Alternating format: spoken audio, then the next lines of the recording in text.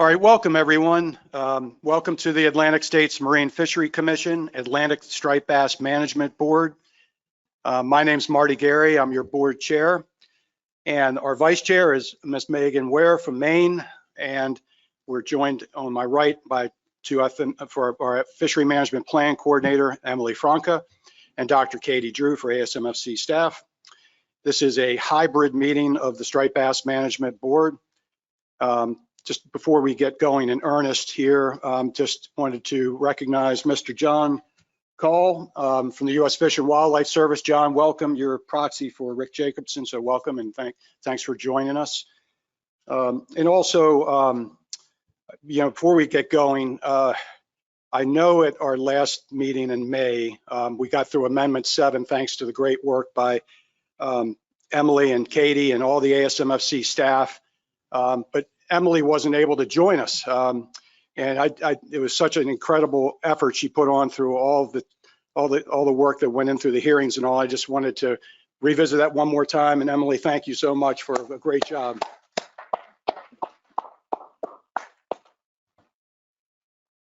So thank you. So we'll go ahead and get started. And our first order of business is approval of the agenda. So I would ask if there are any additions or modifications to the agenda. Seeing none, the agenda is approved by consent. Next, we'll approve the proceedings from the May 2022 meeting. I will note that staff was notified that a board member's name needed to be corrected. Under the index of motions on page 3 of the proceedings, I believe that change has been made, and I would ask, are there any other edits to the proceedings from the May 2022 meeting? Seeing none, the agenda proceedings are, the proceedings from May 2022 are approved. Next, we'll go to public comment for items that are not on the agenda. And I'm going to go ahead and look to see if there's any raised hands from the public that are in attendance. Would anybody like to make comments for items not on the agenda? Not seeing anyone, and I'd look to Emily and Katie if there's anybody online that would like to. None, okay. All right, we'll move right along. So our next item is item number 4 in your agenda. It's consideration of fishery management plan review and state compliance for the 2021 fishing year, and I'll turn it over to Emily. Thank you, Mr. Chair, and it's great to meet so many of you in person today. So I will provide an overview of the fishery management plan review for fishing year 2021. And the PRT reviewed state compliance reports and compiled this FMP review, and those were included in the supplemental materials. So there's a lot of detail in the written report. Next slide, please. And in today's presentation, I'll highlight some of the main points on the status of the stock, the status of the FMP, the status of the fishery, the status of current management measures, as well as the plan review team's comments and recommendations. And the board action for consideration today is to approve the FMP review for fishing year 2021 and the state compliance reports. So starting with the status of the stock, based on the results of the 2018 benchmark stock assessment, the stock is overfished and experiencing overfishing. The 2018 assessment included data through 2017 and included the recalibrated MRIP estimates. In 2017, female SSB was estimated at just over 68,000 metric tons, which was below both the target and the threshold. And fishing mortality was estimated at 0.31, which was above both the target and threshold for fishing mortality. And as we'll talk about a little bit later, the next stock assessment, the 2022 assessment update, is currently in progress, and those results are expected in October of this year. So this figure shows the spawning stock biomass in blue and age 1 recruitment in the orange bars. You can see that female SSB has declined since the high in 2003 and has been below the threshold since 2013. For recruitment, there's been a period of low recruitment since about 2005, but there have been some strong year classes, including the 2011, 2014, and 2015 year classes. And then for fishing mortality, on the next slide, you can see that fishing mortality was estimated to be at or above the threshold, which indicates overfishing is occurring in 13 out of the last 15 years. So moving on to the status of the fishery management plan, fishing year 2021 was the second year of Addendum 6 implementation. And Addendum 6 implemented measures to reduce total removals by 18% relative to 2017 in order to achieve the fishing mortality target. So those Addendum 6 measures were implemented by April 1st, 2020. They reduced commercial quota levels by 18%, implemented a 1 fish bag limit and a 28 to less than 35-inch slot limit for ocean recreational fisheries, and a 1 fish bag limit and 18-inch minimum size for Chesapeake Bay recreational fisheries. And some states did implement alternative regulations through conservation equivalency, which were designed to achieve an 18% reduction at the state level. And Addendum 6 also requires the mandatory use of circle hooks when fishing recreationally for striped bass with bait to address recreational release mortality. And those Addendum 6 measures were required to be implemented by January 2021. And then in March 2021, last year, the board clarified the definition of bait and methods of fishing when circle hooks are required. And this is a compliance criterion for Addendum 6. And the board also provided guidance on the incidental catch of striped bass when targeting other species with non-circle hooks with bait attached. And then as far as updates to the FMP, as was discussed last meeting, Amendment 7 was approved just a few months ago in May. And Amendment 7 builds on this Addendum 6 action to address overfishing and initiate stock rebuilding. And Amendment 7 establishes new requirements for management triggers, conservation equivalency, measures to address recreational release mortality, and the stock rebuilding plan. And all the Amendment 7 provisions were effective immediately, May 5th, 2022, except for the gear restrictions addressing release mortality. States have to implement those new gear restrictions by January 1st, 2023. So moving on to the fishery, this figure shows fishery removals over time in numbers of fish by sector. So you can see at the bottom, commercial harvest in blue and commercial discards in red. Those have been relatively stable over time. And you can see most removals are coming from the recreational sector, including recreational harvest in green and recreational release mortality in purple. And in 2021, total striped bass removals were estimated at 5.1 million fish, which is about the same as removals in 2020. It was less than a 1% increase from the removals we saw in 2020. So here on the screen here is the proportion of total removals by sector over the past few years. So in 2021, commercial harvest accounted for 12% of removals. Commercial dead discards accounted for less than 2% of total removals. And on the recreational side, harvest accounted for 36% of total removals, and recreational release mortality accounted for 50% of total removals. To the commercial fishery specifically, in 2021, the commercial fishery harvested an estimated 4.29 million pounds, just over 577,000 fish. Which was an 18% increase by weight relative to commercial harvest in 2020. And the Chesapeake Bay accounted for about 57% of that commercial harvest by weight. And commercial discards overall, as I mentioned, were less than 2% of total striped bass removals. And the PRT noted that the ocean commercial quota utilization increased to 76% of the quota used in 2021. And this is the highest ocean quota utilization in the past 5 years. So here on the screen and in the report is the state-by-state quota and harvest accounting. So in 2021, about 1.8 million pounds were commercially harvested in the ocean, which is less than the 2.4 million pound total ocean quota. In the Chesapeake Bay, about 2.4 million pounds were commercially harvested, which is less than the about 3 million pound Chesapeake Bay quota. And in the last column, highlighted in orange, you can see the quota utilization for each state. And I highlighted in orange here those ocean states that used a very high percent of their commercial quota this year. You can see a lot of states used up to 98 or 99% of their quota this year, except for North Carolina, which had zero harvest again in 2021.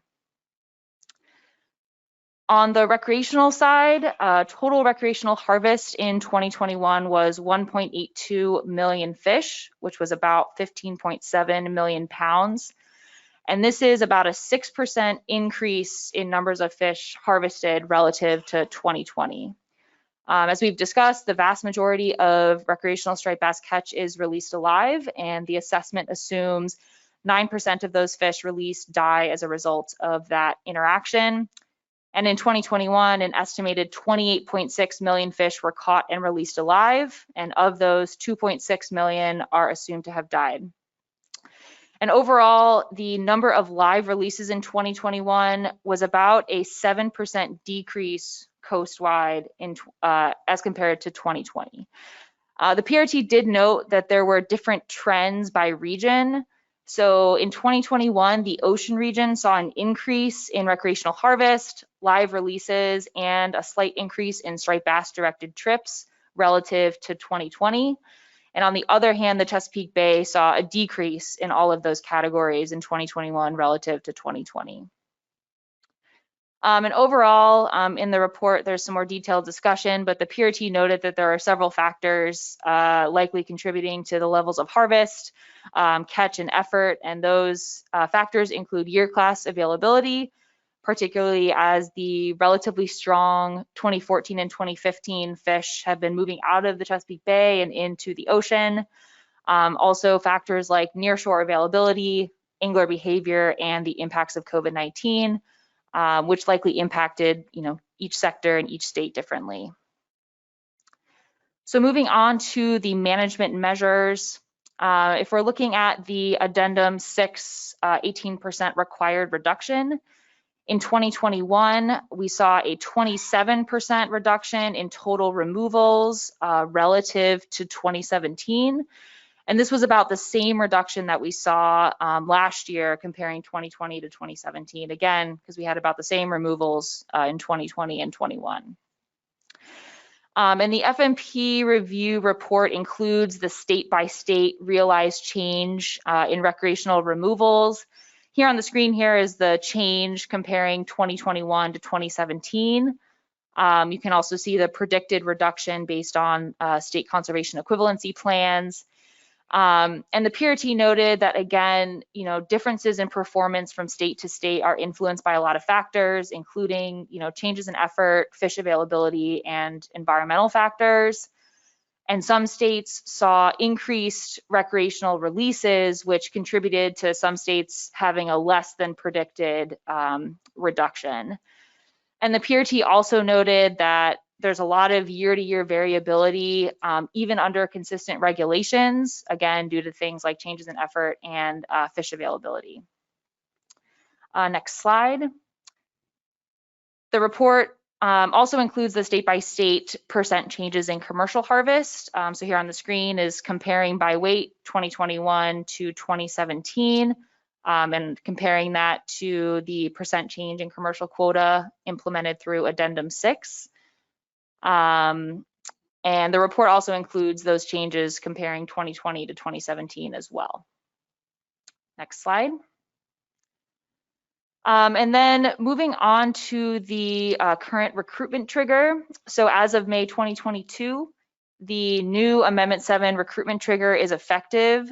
And for that new trigger, if any of the 4 juvenile abundance indices used in the stock assessment, so that's New York, New Jersey, Maryland, or Virginia, shows an index value that is below 75% of all values from the high recruitment period for 3 consecutive years, then interim F reference points are calculated using the low recruitment assumption.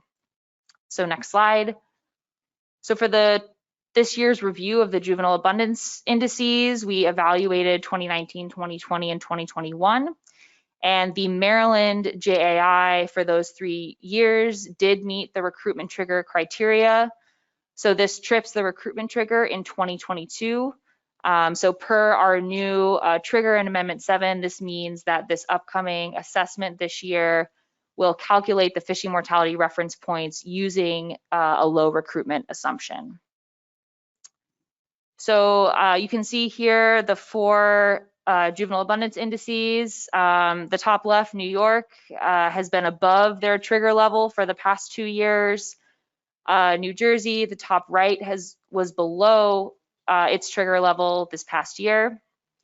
On the bottom left, you can see Maryland with those 3 years below the trigger level, and then Virginia was below its trigger level as well this past year. So I'll finish up with the plan review team's comments and recommendations. The PRT noted that in 2021, all states implemented management and monitoring programs consistent with the FMP with 3 inconsistencies. The first one, as noted in the past 2 FMP reviews, is New York's recreational regulations state a slot limit of 28 to 35 inches total length. Next slide, please. And this does not explicitly indicate whether that upper limit of 35 is inclusive or not. The PRT noted that New York's implementation plan predicted a greater than the required 18% reduction, assuming a less than 35-inch upper bound. And the PRT noted that even assuming an inclusive upper bound of 35, that predicted reduction still would have been greater than the required 18%. The PRT noted that the future reduction calculations would just need to recognize this New York regulation as being different than the current standard of less than 35 inches.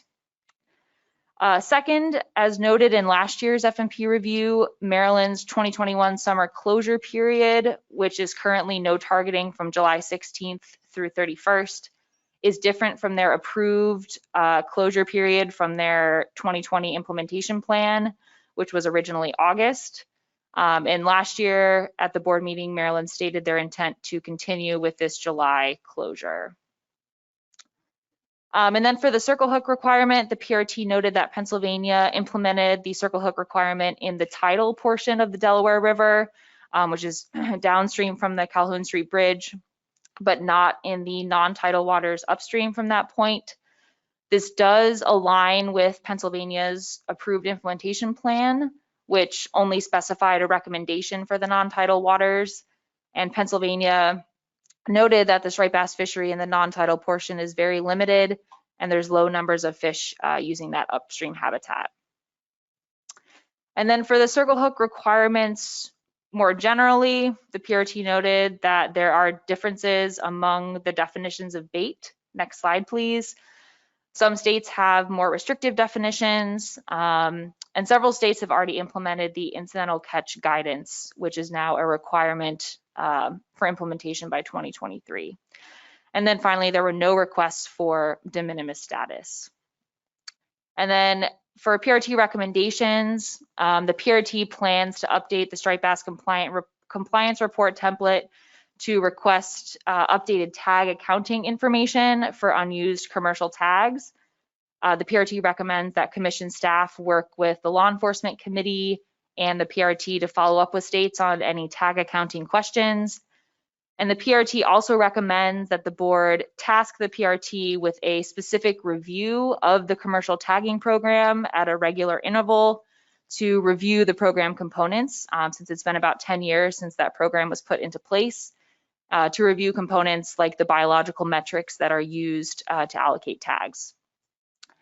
And then the final recommendation is that the PRT recommends the board consult with the law enforcement committee on what type of enforcement information would be most helpful for states to include in their compliance reports.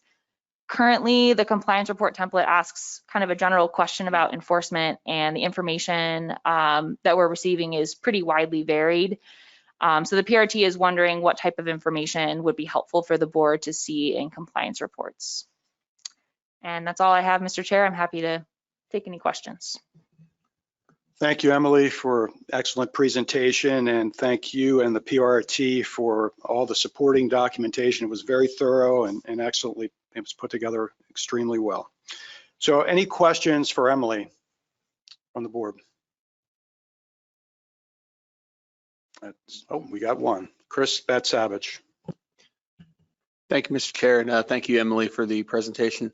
On the PRT's recommendation for the Law Enforcement Committee to review the enforcement information in the FMP review, this question might be more for Tony, but would that be something of interest for the Law Enforcement Committee to review for multiple FMP reviews, or are these issues just specific to striped bass? I know it's kind of going beyond this board, but I know our staff have asked questions about the kind of information regarding enforcement issues to include in compliance reports. I don't know if this might be a cross-cutting thing to look at. Thanks.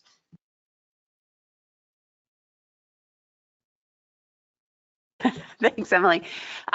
Chris, this is a tough question. We have brought it up with the Law Enforcement Committee before, and there is differing types of data that are collected and kept by state when it comes to enforcement activities. And if we go down to the lowest common denominator, it's not a lot of helpful information. It is a question that I can bring back to the Law Enforcement Committee, but it may be helpful for either folks to think about and then send me an email with information that you're looking for to give me something as a base to bring to the Law Enforcement Committee, so I have a better idea of how we might be able to tackle it. And see what we can get from the states. It's not going to be something consistent across the board, though, from every state, due to the lack of what I would say a database for a lot of these states in terms of enforcement activities specific to a species or specific to a certain type of infraction. Go ahead, Emily.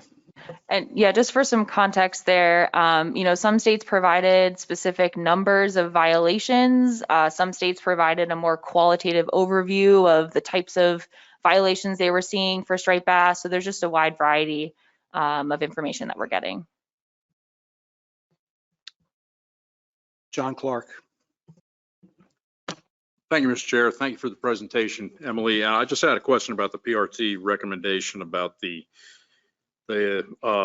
board tasked the PRT with a specific review of commercial tagging program at regular interval. Since the tagged commercial fish are weighed also for quota compliance, was there a specific concern there coming from any one program, or was this just a general?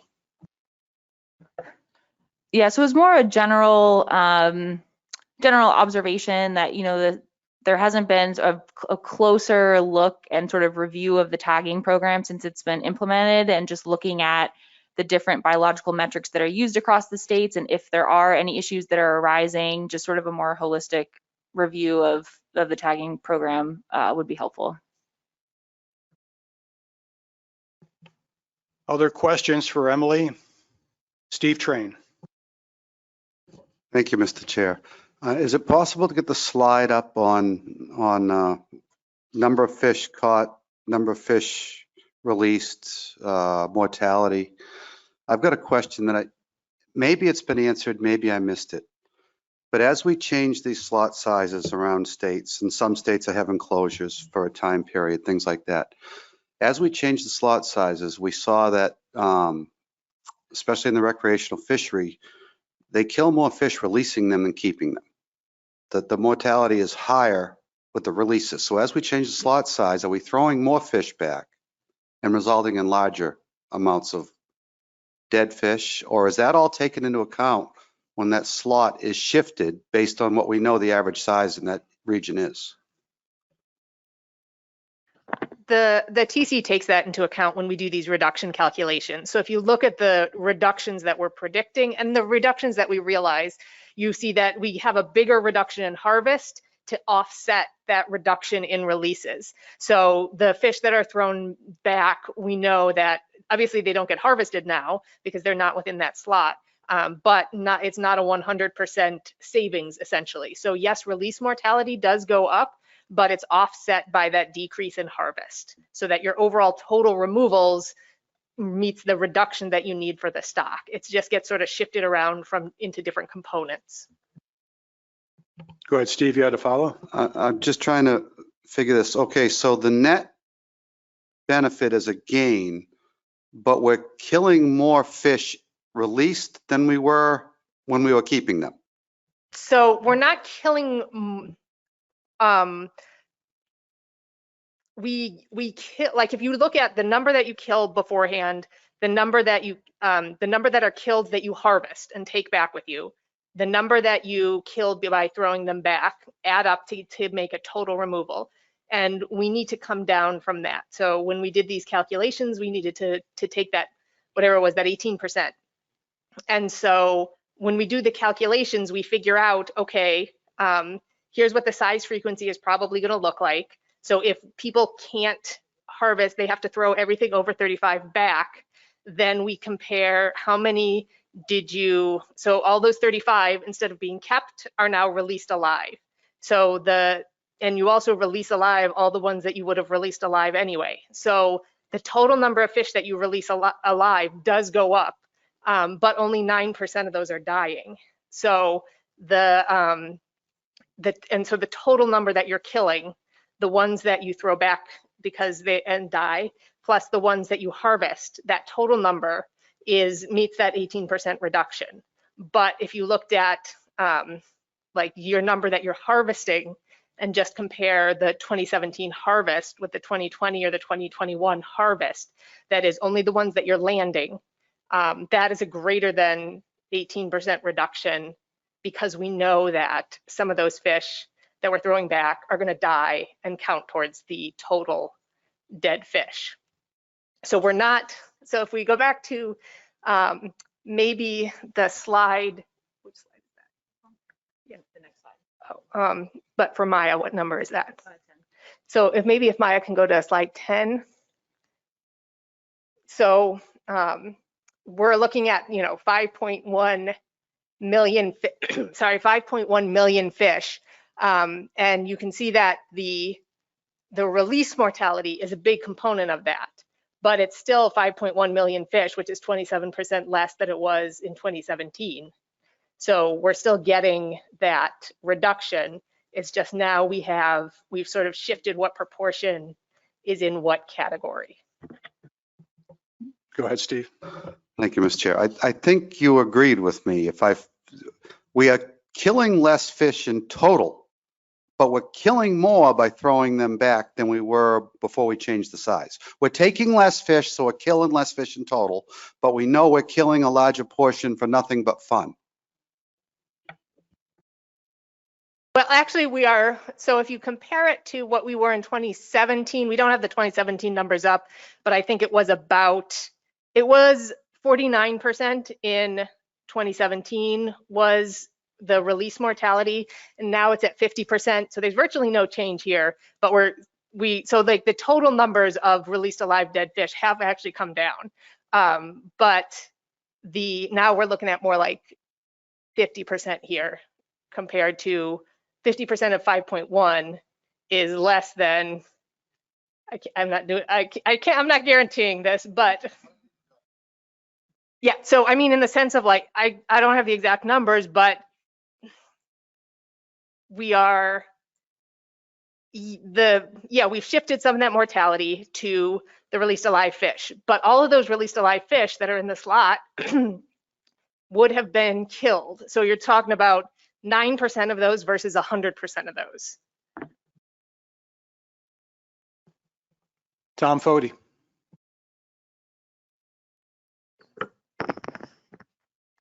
Yeah, but I've been looking at table 3, and the numbers on table 3 has all the years listed, and it has all the catch, and I'm looking at the figures, and what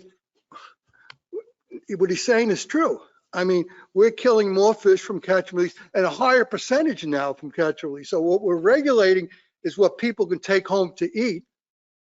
And we're reducing those numbers, but the numbers are increasing because the catch and release numbers are going up because they're greater than they were before. And it's a bigger percentage. And I'm looking at, because we're looking at numbers like 21 was 1,824,000, and the catch and release numbers was 2,572,000. When we go back and look at 2017, they were it was 29 and 34, 3.4 to 2.7. So I'm looking at a greater increase in the percentage of fish that we're killing through catch and release than we are taking home. We're actually doing a reduction that way because the number steadily has dropped from where we were in 2017.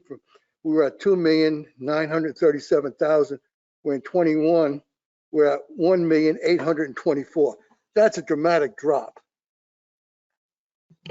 Thanks, Tom. If I'm reading the tables right, am I doing something wrong? So, I spent a lot of time looking Tom, at these tables. so you're asking a question, are you interpreting the table Well, I'm correctly? trying to interpret the table the way I'm looking at it. It doesn't, what Steve said, it jives with what Steve's saying. I'm not sure whether I understand that, but you're saying that because the releases are now increasing the number of killed fish while the fish we're taking home is basically reducing them by a greater proportion. So it's really more than 49% if we look at the recreational catch. Because if I'm looking at these numbers, when you go 1,824,000 to 2,572,000, that's more than a 49%, 50%. I don't have my computer calculate with me, and I'm not going to do that type of math in my head. Yeah, so that may, the 49% is more for the total, so, right, so it's for total removals. I was talking about total removals, which includes the commercial stuff. So I will say, I mean, this actually does tie a little bit into our next agenda item, but the size and bag limits are really, they're a good tool for reducing harvest, but that release mortality is, again, is a combination of, the releases are a combination of people who go out to harvest a fish and have to throw things back that are not legal, but they're also the product of people who go out to fish to catch and release. And so we can control that harvest, but we need other measures to control the total effort. And that total effort is what's a big part of that release component. So we've achieved our reduction, but we've achieved that mostly through reducing harvest, and that because we can't, as opposed to reducing effort. COVID helped reduce effort, fortunately for us, but that's something going forward. To control releases, we really need to be controlling effort. And follow up on that, Marty? Go ahead, Tom. Yeah, that means that we've basically take on the backs of people who want to take home fish, we've reduced their catch so the guys in catch and release could actually kill more fish. And that's what the numbers are showing. Now, I'm not saying that's why we planned it, but that's exactly what's happened to fall within our quota. So it's kind of what I pointed out 3 years ago. We're not addressing the real problem here. We're just basically restricting what people could take home to eat. All right, thank you, Tom. I think, Mike Louisi, did you have your hand up? I did, Mr. Chairman. I wanted to say that, you know, I'm comfortable with the report that Emily made, and if you're up for it, I can make a motion to approve if you're ready for that at this time. Thank you, Mike, and I'll give you first privilege. Are there just one last, put it out there one last time. Is there any more board discussion on the PRT's comments and recommendations? All right, Michael, yield to you for the motion. Okay, thank you, Mr. Chairman. I move to approve the Atlantic Striped Bass Fishery Management Plan review and state compliance for the 2021 fishing year. And we have a second by Emerson Hasbrook. All right, any discussion? All right, then let's try to do this by consent. Is there any opposition to the motion? Seeing none, the motion passes unanimously. All right, we'll go on to item number 5 in our agenda, progress update and board guidance on 2022 stock assessment update. So we're going to get a technical committee report from Dr. Drew and look to provide TC guidance, the board's TC guidance for the management options to consider if the assessment indicates a reduction is needed for rebuilding. And we'll also be discussing the timeline for that. So Katie, I'll turn it over to you. Great, thank you, Mr. Chair. We can just jump right into the next slide here. I'm going to start by talking about the outline, or basically what I'm going to tell you guys today. I'm going to go over some of our Amendment 7 requirements, in particular the fast track response to the 2022 update and the changes in the CE plans provisions, which impact the assessment itself as well as the management response to the assessment. I'm going to go over our current assessment update timeline and then tell you guys what kind of guidance we need in order to maintain this timeline. So next slide, please. So basically, as I'm sure you all recall, Amendment 7 requires a fast track response to the assessment update. So if the 2022 assessment update indicates that, one, there is a less than 50% chance of rebuilding the stock by 2029, and at least a 5% reduction in removals is needed to bring F down to that F rebuild, then the board may adjust measures via board action, i.e. voting on them as opposed to taking them out for public comment via the addendum process. So next slide, please. In addition, there were also changes to the CE provisions within the FMP. So commercial and recreational measures from addendum 6 are maintained. So that includes that 18% reduction in quota from the addendum 4 quotas, as well as the one fish at 28 to less than 35 in the ocean and the one fish at 18 inches minimum size in the bay. So these measures did not change in Amendment 7. And all approved addendum 6 CE plans are maintained until the measures changed. But going forward, next slide, please. CE programs will not be approved for non-quota managed recreational fisheries when the stock is overfished, with exceptions for the Hudson River, the Delaware River, and the Delaware Bay recreational fisheries. So with this new assessment update, I can't say what the results are going to be yet, we haven't seen them, but we're not going to magically rebuild the stock and be in the last 3 years. I hate to break it to you, but I think, so if we need to take a reduction, this provision will be in place that CE programs will not be approved. So where are we in the assessment update timeline? We have all of our data have been submitted and we've been working on runs of the model and projections to answer these rebuilding questions. Next week, the TC will have a call to review these preliminary runs and the projections, discuss what we think about these runs, see if there's any additional runs, etc., so that we can have a call to approve the final document in September, and then look at if we need a reduction, what kind of measures will achieve that reduction, and have those calculations done for the September meeting, so that we can, make any changes or adjustments for October and have the final report, including the assessment update, as well as any proposed measures, if necessary, to the board October 24th as part of meeting materials. And then the week of November 7th will be the board meeting where you guys will get this official presentation. Next slide, please. So in order to maintain that timeline, basically in between now and November, we need to finish the assessment update and come up with potentially management measures for you to consider in November.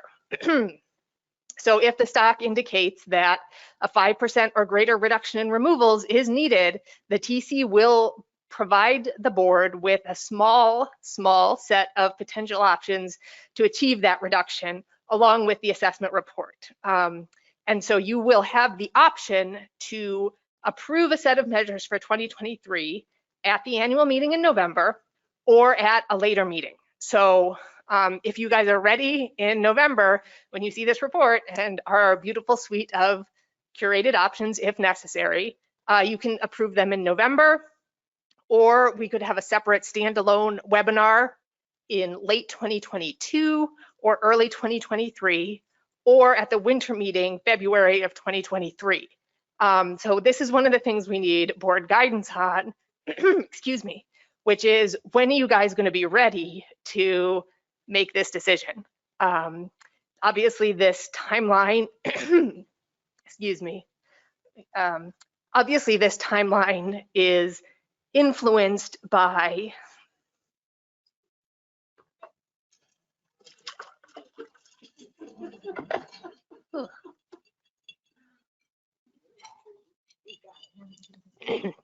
sorry, it's probably not COVID, but so basically we need you guys to tell us when you will be ready to make this decision now so that we can plan out the future of this process. So basically we don't want to hear in November, oh, actually we need another board meeting here. So that's one of our areas that we need guidance for. Whoops, sorry, next slide, please. The other question is, how do we handle existing CE plans when we start these reduction calculations? And details on the preferred management options for the bay and the ocean. So I'm going to go into more detail on both of these right now. So next slide, please. Currently, there are a number of CE plans in place in both the ocean and the bay. So the details on what the actual plans are in the TC memo, so you can look at those. But this is basically the ocean. And next slide, we can go to the bay. There are a number of CE plans in place right now. So next slide. What do we do with those plans going forward? We've already said we won't approve new ones, but what do we do with the existing ones? The TC recommends using the current set of management measures and the resulting level of 2021 removals as the starting point for calculating the potential reduction of any new measures. So basically, from a technical standpoint, the 2021 removals were the product of the 2021 measures, including all of those CE plans. Next slide. So what the TC recommends doing from a technical standpoint is developing a new set of management measures that would achieve the required reduction relative to 2021 for both the commercial quotas and the recreational quotas, and sort of leave that structure as it is in place and make changes to the existing structure. And that means that some CE measures could be retained under the new regulations. So for example, new quotas would be based on the 2021 CE quotas. So some states are using CE in order to adjust the size limits within their commercial fishery, which adjusts the average size of the fish, which adjusts your total quota. And some states used CE to take a lower reduction to their quota on the commercial side and made it up with extra reduction on the recreational side. So if we need to take a reduction, we would take that reduction from the 2021 CE quotas, so essentially you're leaving that in place and taking a next step forward. We could also do things like maintain current seasons if the new regulations only change the size limits or the bag limits. So depending on what the final regulations are, essentially you could be leaving little bits and pieces of these CE plans in place and just sort of moving on from there. Next slide, please. Alternatively, the board could require all states to revert to the FMP standard and calculate a reduction from there. The TC does not recommend this because this would increase the uncertainty in any of the reduction calculations, since we don't know what removals would have been under the FMP standard, and sort of reverting back to that and then trying to move forward from that is just going to add extra layers of uncertainty. But that would get rid of all of the sort of extra little bits and pieces of those CE plans that are in place. So the final decision on what to do with those existing CE measures belongs to the board. And this is kind of where we would look to you guys for guidance in terms of, do you want to go with the technical committee's recommendation of just start where we are now and tweak it? Or do you want to completely clear the board, revert to the FMP standard and make changes from there? So that's question one. Actually, I guess at this point we're at question two, what with the timeline and all. So next slide. I think the plan is we're going to put all these questions back up at the end, but this is question 2. Next slide. The next kind of questions that we're looking for you guys for guidance on is some specifics on the options that we're going to bring back to you in November. So we want to make sure that the options that we bring to you in November are things that you would legitimately consider enacting. So we want to bring things that you are interested in and that you are that you're at least open to hearing about. And so we need some, but we also want to keep these options limited in order to make sure that we have enough time to complete this work going forward. So question 1, I guess actually 3A, let's say, is how should the reduction be split among the commercial and the recreational sectors? So prior to the last addendum, we had always taken an equal, each sector had taken the same % reduction. So if we needed an 18% reduction, we would take that 18% reduction on the commercial side and on the recreational side. With addendum 6, some states chose to go down a conservation equivalency plan where that split was different. So the commercial sector took a smaller cut and the recreational sector took a larger % cut. And together they gave you the 18% reduction in total removals overall. So we want to know from the board, what options are you considering on that for this question this time around? Do you want the split to be the same for both sectors? Do you want one sector to take a different % cut than the other? So that's one question. What recreational measures are you interested in seeing for the ocean and the bay? And I guess this would be more, also you could think of it as what kinds of things do you not want to see? So again, we don't want to bring you back things that you're not interested in. Are you interested in a minimum size limit?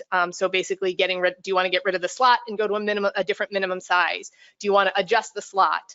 Are you interested in trying to get seasonal closures to make up some of these reductions?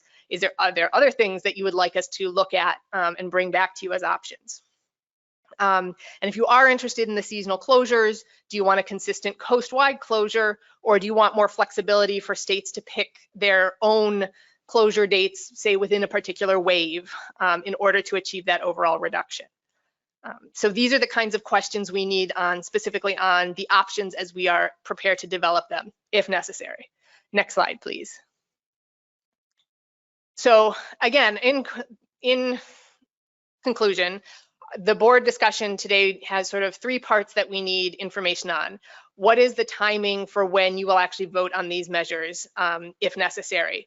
Are you going to be ready to take this vote in November, or do you need more time? Do we need a special webinar? Do we want to have the February meeting be the next time that we vote on this?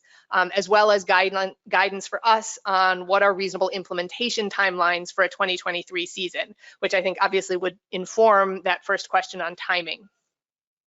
Second of all, what do we do with those existing CE measures when we develop the new plans? Do we start from where we are now, or do we revert to the FMP standard, clear the slate completely, and build from there, recognizing that that second option will increase the uncertainty in any reduction calculations? And then number 3, guidance on the preferred measures so that we can bring you back a curated set of options that you are actually interested in looking at further. We don't need consensus on we want option A at this point. You know, if there's division amongst the board about things you would like to see, you know, definitely we can look at things that don't have 100% consensus, but the key is to bring back a limited number of options that are something you would legitimately consider. So that's it. We can leave this slide up to guide the discussion. And if you have any questions, I'm happy to answer them, as well as Emily can provide guidance on how all this is going to play out from an FMP standard. All right, thank you, Katie, for your presentation. That was a lot of information to process. We're going to be lighting a pretty short fuse, depending on the timing, as Katie mentioned. So we'll start with questions for Katie. And we'll go with Bill Hyatt. Thank you.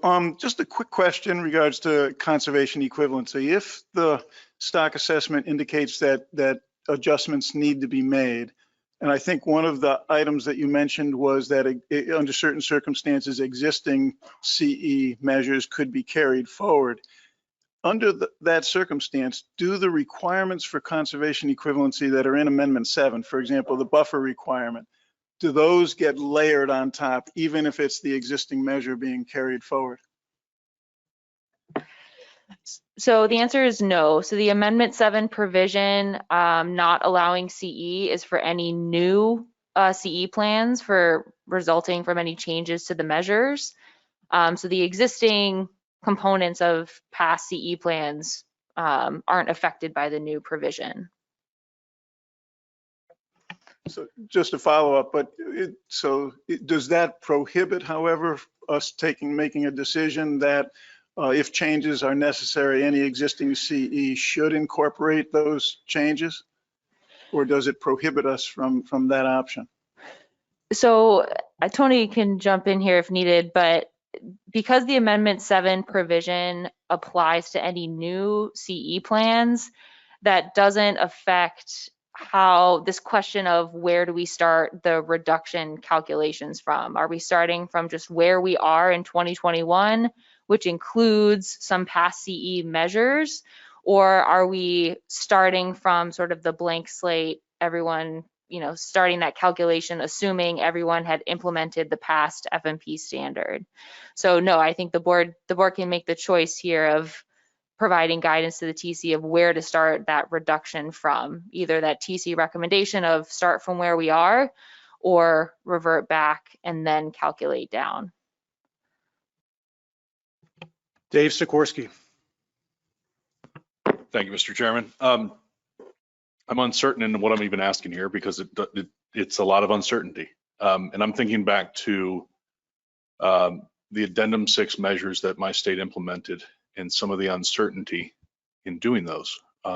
So those were measures that, like short closures, were not recommended by the technical and law enforcement advisors at that time because of uncertainty. So if we think about just the technical side of things, we had uncertainty in implementing Addendum 6 CE plans.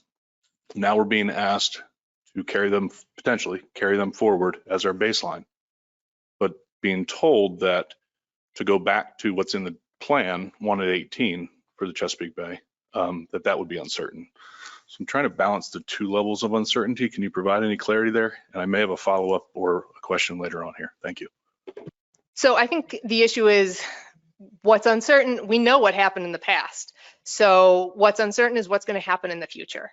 And so, we had concerns about, or the TC had concerns about how well you can predict those removals based on a short amount of time, a short seasonal closure. Going forward, we know what happened under that plan. So that is, we have more certainty in knowing what happened in the past with those measures. Going forward, if you want us to say, okay, you would not have had those closures, or you would have done something differently, and trying to predict what would have happened in the past and then what's going to happen in the future. From that, it's essentially adding on 2 layers of uncertainty. So with the, if you say go back to the FMP standard, we need to predict then what would have happened in the past and what will happen in the future. Whereas if you sort of start from where we are right now, we're only predicting what's going to happen in the future. So you're sort of only putting on 1 layer of that. Obviously, you still do have sort of the, we always have this uncertainty from year to year of just because it happened this way in the past doesn't mean that's the way it's going to play out in the future. That, we see catch goes up and down even though regulations stay the same. But I think the TC's concern is that, we're trying to predict what would have happened as well as what will happen. And so why add that extra layer of uncertainty when we can just start from, well, this is what we actually observed. Okay, I have Jason McNamee and then Dennis Abbott. Thank you, Mr. Chair. Nice job getting through all of that. It's a lot of stuff. I do have a question. So on the first bullet up there, thinking about, I would love for there to be some way to have a single iteration, not multiple, but to be able to kind of, we'll provide some guidance, you guys go sharpen your pencils, create a suite of options, and then an opportunity to see those with still, a little time left to, make any last minute modifications. You can never kind of judge exactly what might come up when you see the options and go from there. So that's my kind of lead into the question is, if we were to delay into, early 2023, clearly the intent is to have the whole point of, this motion was to not delay it, to get some action done for the next possible fishing year. Does early 2023 allow for that? Is there a mechanism to get, so like for Rhode Island, it's possible the fish don't show up until, May. So we would have time to get through a regulatory process in time. But I wonder, maybe it's a question to other states and not to you guys now that I think about it, but I wonder if there's any, I think folks should speak up if a early 2023 action would be problematic for them to be able to take action in time for that fishing year. Go ahead, Emily. Yeah, thanks, Jay. So that's exactly why we're asking this question. There were a couple questions, both at the last board meeting in May and at the January board meeting, of how exactly this fast track response would work. Some folks had mentioned, concerned about voting at the November meeting when they received the assessment results, wanting at least a couple weeks to sort of process the options. So that's exactly why we're bringing it back to hear from folks as to when they would be comfortable, taking that vote, and, what that would mean for how quickly each state could implement new regulations. Okay, I have Dennis, and then Jim Gilmore and Mike Luisi. Go ahead, Dennis. Yes, thank you, Mr. Chair. And thank you, Katie, for the presentation. You're always on top of things, way ahead of us. On the first bullet, first question I have is, are we making the assumption that we are going to need a reduction next year? That's seems to be. Yeah, so I think we're in a situation of plan for the worst, but hope for the best. So we have not, the TC has not seen any model results yet. So I think we can't say whether or not what we're going to actually see. But I think, we also don't want to be just hoping that we don't need to do anything and not have any of this in place. So none of this is guaranteed. But again, we want to sort of plan for the worst and be prepared. Yes, and I do like that approach. And I think that was a requirement of Amendment 7 to make us do this. And I'm all in favor of whatever we have to do, that we do it to be implemented in the 2023 season, as we've committed ourselves to do, whatever that may be. So that's my question and my comment on the matter. Thank you, Dennis. And one correction to the queue. John, I think you were up next, and then we'll go to Jim and then Mike Luisi. Thank you, Mr. Chair. I was just going to respond when Jay asked about a early 2023 decision being made. That I know our season starts in February, so yeah, that would be really difficult to change things from a regulation standpoint. I mean, even November would be pretty aggressive to get some of these things done, and I'm sure other states with early seasons might be facing the same difficulties. Thank you, John. Jim? Thanks, Chairman. So just a suggestion. So first off, if this works out, remember, in terms of, we have the November meeting, which is the beginning of November, and then we have, or MID has the joint meeting with the commission the second week of December.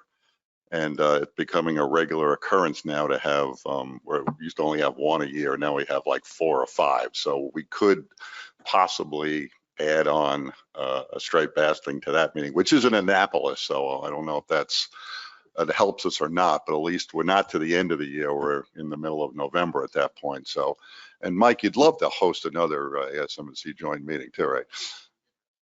We can have every striped bass meeting from here on out in Annapolis if you'd like. Okay. Again, so we have, so back to our point, yeah, even if it was delayed till February, New York could get its rules in place, but that scares the hell out of me because if we get there and we're suddenly down the rabbit's hole and we don't have a lot of answers, then we're all going to be in a lot of trouble. So I think we're either if we can't get it resolved at a November meeting, we've got that other council meeting in December that we might be able to piggyback on. If you put and just on the I'm not even going to touch CE because that one is, Katie, you said it really good. And I think you're in New York, the speed you went through that was pretty impressive. So if you're an honorary New Yorker now in terms of talking fast. Just on the sector split though, the question I had, so it really comes down to two. It was either going to be a 50-50 or it was based upon the recreational versus commercial. If you win 85-15, I'm sorry, 15 and 85-15. So it would only be two options at that point, and then you would calculate size limit seasons essentially based upon those two options. Or does it get to be, if you put more options in there, does it get to be is it not linear any longer? It's logarithmic in terms of the amount of work you have to do. So how much work does adding a third option in actually going to cost you guys? So, right, I mean, it depends on what kind of an option you're talking about. So obviously, if you want different splits for commercial versus recreational or different reductions for each sector, then you start multiplying out from there because we'll need, the recreational options. If you want to add an extra size limit, that's just one extra option. If you want to add an extra % split, that's two extra options you have to add on top because you start having to multiply that through because then you need the different size limits for the ocean and the bay under one split, the different size limits for the other, etc.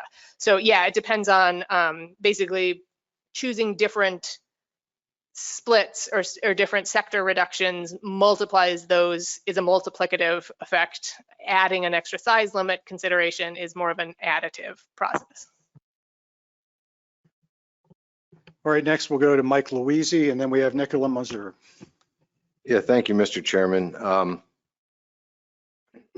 So I'm trying to figure out what we're actually going to see in November.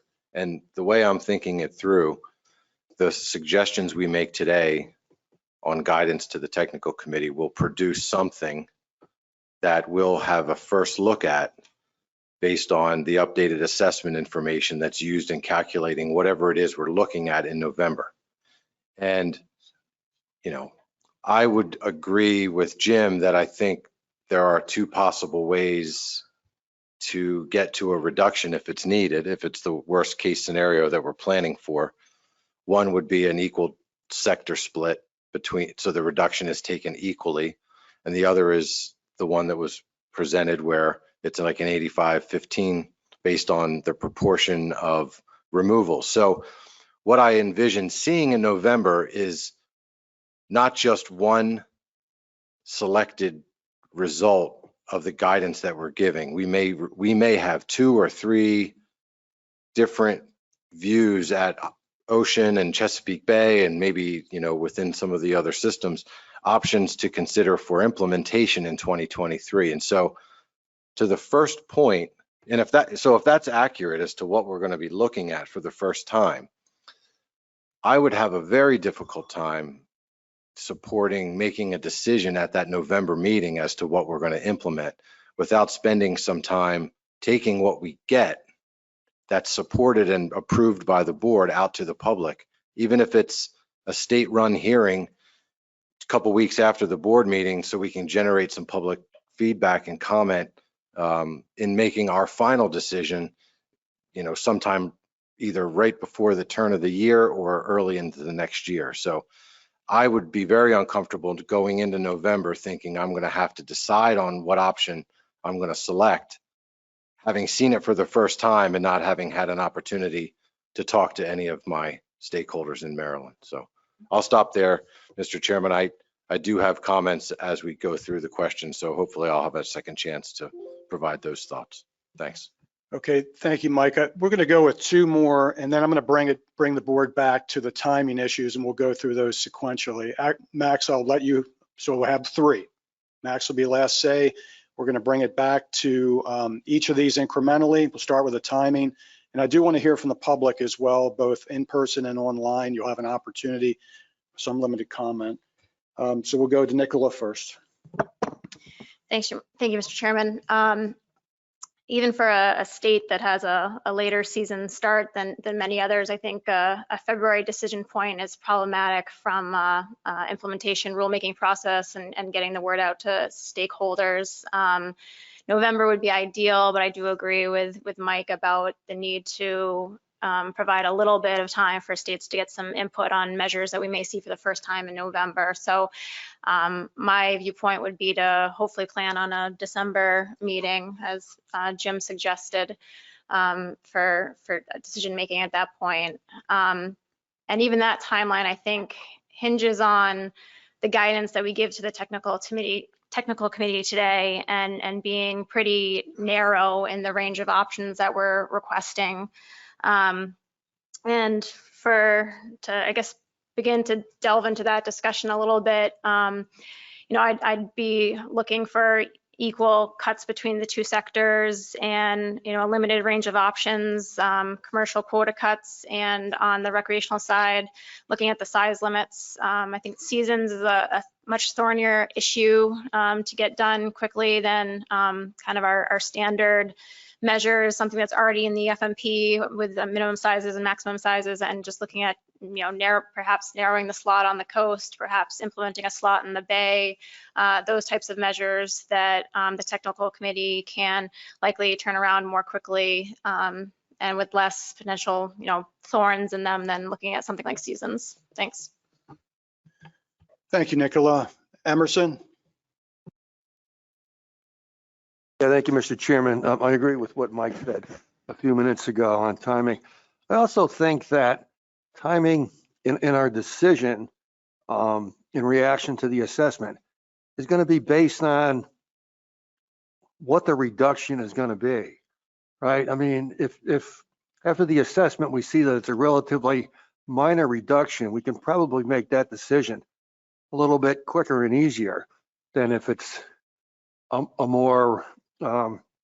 larger reduction that has to be taken. So I think we need to leave ourselves the opportunity there to have more time if there is a larger reduction. Thank you. Thanks, Emerson. Max, you have the last word before we move on to timing. I appreciate that. Thank you. So I was going down the same line of thinking as Dave Sikorsky over there with uncertainty, and just trying to reconcile all the information that I'm hearing. With the CE measures, if the intent of Amendment 7 is to not allow CE moving forward while we're still in an overfished scenario, but the TC is also saying we need to sort of grandfather in these CE programs, or else we're adding uncertainty. I'm just wondering how the board can get out and clear the slate without having to deal with all the uncertainty. Is there a way for the board to do that? Or is this just, at some point we're going to have to accept what we decided and accept that uncertainty at some point? Anything to just help me understand that a little bit better. Yeah, I'll just start off there. I think, as Katie mentioned, from a technical standpoint, starting where we are, that those 2021 measures, no matter if they were the result of CE or not, is what resulted in the 2021 removal. So that's just kind of where we are in terms of, what led to the level of removals we saw and what we're basing that, percent reduction calculation off of. I think what you're saying is, the board is having to reconcile with how do we move forward from, what was implemented through Addendum 6CE. And it's, this is the question to the board, is we have all of these CE programs in place, and it's, now the time, if we're thinking about a potential reduction, the board is having to address, what happened with the last management action when trying to figure out how to move forward. Yeah, I don't think there's anything technically we can do about it. I think it's more like when and where is the board willing to accept some uncertainty going forward in order to get to clear the slate or get back to where you want to go. You'll have to accept some degree of uncertainty in that if that's what you want. Does that help, Max? Good. Okay. All right. What I'd like to do now is go to the public for some comment on the timing component. And if we could do a show of hands for the public that's here in Arlington in the room, and also a show of hands. I think there's a hand raise feature. Emily's indicating yes. So those of you that are listening online, raise your hands if you'd like to comment. Let's see what kind of feedback we get, and we'll determine the time allotment. I don't see any hand. Oh, we have one hand here in person and two on the webinar. Okay, so let's see if we can do this in 5 minutes. So Mike, I think you want to come on up first. And see if you, a minute or two, Mike, if you can. Thank you, Mr. Chairman. Mike Wing with the American Sport Fishing Association. Are you just looking for comments on the timing, or can I comment on some of the other topics discussed by the board? We'd like to do the timing if possible. Yeah, go ahead. Are we going to get another shot at the other topics? Yes. Okay. Well, for the timing, I think the plan, Amendment 7, is pretty clear that the board has to act quickly. So I guess if that is, the board needs a little bit more time administratively, as long as the implementation stays 2023, I think that's to the board's purview. But I think the plan is pretty clear that the action needs to happen quickly if the assessment says something needs to be done. Thanks. Thank you, Mike. And so who do we have online? All right, Dale Kirkendall, Captain Kirkendall. A minute or two, if you could, please.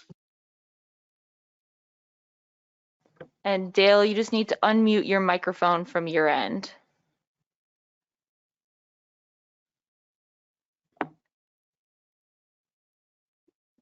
And Dale, if you're speaking, we can't hear you.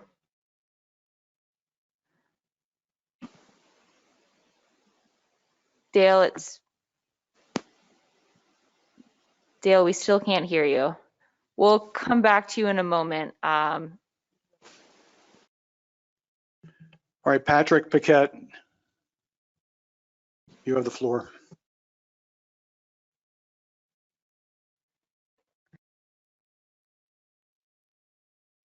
Patrick, you need to unmute yourself.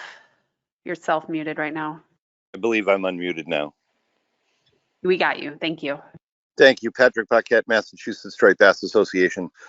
Specific to the timing, I would just, I believe that a large number of the public here in Massachusetts would prefer a decision made closer to the scenarios that were described regarding special meetings prior to the end of the year as opposed to February. And I would just give, for some reasoning for that, I would ask you to remember that February is the middle of what I will call sportsman show season, when charter captains and the public are both booking charters and selling charters for the upcoming season. I live on Cape Cod. Striped bass is a major tourism draw, and striped bass charters are a major tourism draw. And it would be much more convenient to the public. And although I believe the public absolutely supports getting this done this year as opposed to next, it would be regulations that come out in February for this fishery for the immediate upcoming season would be made much easier if they came out just a few months before. And it would make the industry and the general members of the public trying to book with the industry and put them in a much better place. Thank you. Thank you, Patrick. We're going to go back to Captain Kirkendall, if you're able to unmute yourself.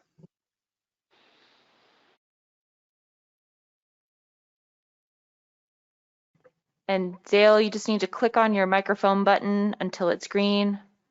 There you go. And if you could try speaking. Looks like you're still muted on your end.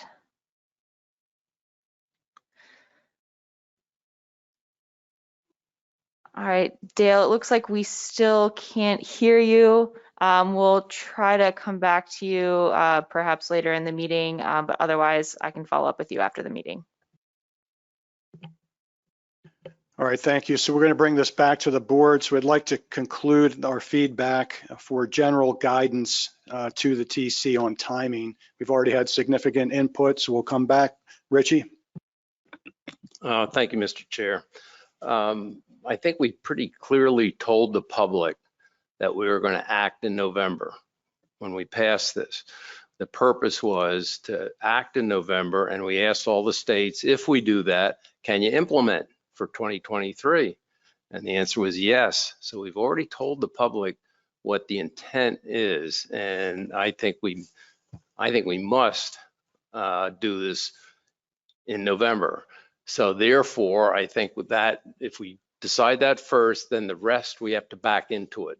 So then we can't have options that are so complicated that we can't make the decision in November. That's the way I would look at this process. Thank you. So I know Mike had his hand up, and I'm looking for folks that haven't commented. Justin, we'll go to you, and then over to Tom, and then to Mike. Thank you, Mr. Chair. So from my standpoint, I think I've been pretty clear about this in the record every time we've had this discussion. I was only comfortable with this new approach that we adopted in Amendment 7 of allowing board action if there was going to be enough time between when the board received the candidate set of regulation options and when we had to make the decision, such that states had a time to do their own state-specific, abbreviated, but state-specific outreach. In good conscience, I can't sit here and say that I would look at a set of options one week and make a decision the next week at a meeting about what we would be willing to adopt in Connecticut. So from my standpoint, I'm liking the consensus that I think is emerging here around doing a meeting in December to take action, which to me doesn't at all, I think, jeopardize 2023 implementation. Okay, thank you, Justin. Tom Foti, and then Mike Louisi. Yeah, I agree with Justin. It's just the same. We have a problem. I mean, we have a fishery now in January that we never had before. And into February, people are still fishing because the water is still warmer, so it's going right through the seasons. So party and charter boats are still going out fishing with striped bass in January. I'm not, because I'm in Hawaii then. But anyway, that's what's going on. The other problem I have here, because I'm not sure what the public wants us to do at that point. What is the information we get? And like one of the concerns I have, and I don't know, Katie, we have a bunch of catch and release studies on warm water, on how you basically handle fish and things like that. Do we ever, I don't remember, and I'm wondering if in our files we have a catch and release study on older fish versus younger fish. Now I know, because I've done a lot of striped bass fishing over the years, when you're basically bringing young fish, because you're fishing with heavy tackle now, so you don't want to stress anybody out, you get them in right away and you release them, they just go swimming off. When you get the big females and they come in there 41 inches, 51 inches, or 52 inches, which has been a lot of fish this year, you have to spend a lot of time reviving them, and they move away very slowly. And if we shorten the size limit again, if we don't raise it up, say to go from 28 inches to a 30 inch and make the size limit there, we're going to begin targeting bigger fish to basically get catch and release. If you start narrowing the slot even more than 35 inches, and you're basically going to kill more fish, again, with catch and release, because that's what you're doing. So I don't know what the answer is, but I just got that question. Is there any studies that basically tell us what happens? So I can help my decision-making process. All right, thanks, Tom. We're going to go to Mike, and then I'd like to kind of wrap this up. If somebody else hasn't spoken, we'll entertain that. Otherwise, we're going to try to see if we can get some consensus here. And I think Dr. Davis indicated that's at least what I'm hearing and what my notes reflect, but hopefully we'll find out. So Mike, you may or may not have the last word, but go ahead. Yeah, thanks, Mr. Chairman. So I'll be really quick. I just want to remind the public that the traditional way that we would handle this type of action would be to hear the assessment results in November. And depending on whether or not we agreed with those results, we may or may not initiate an addendum, which would start a process that could take up to a half a year or longer to put new management actions in place, which would take us to 2024 at the earliest.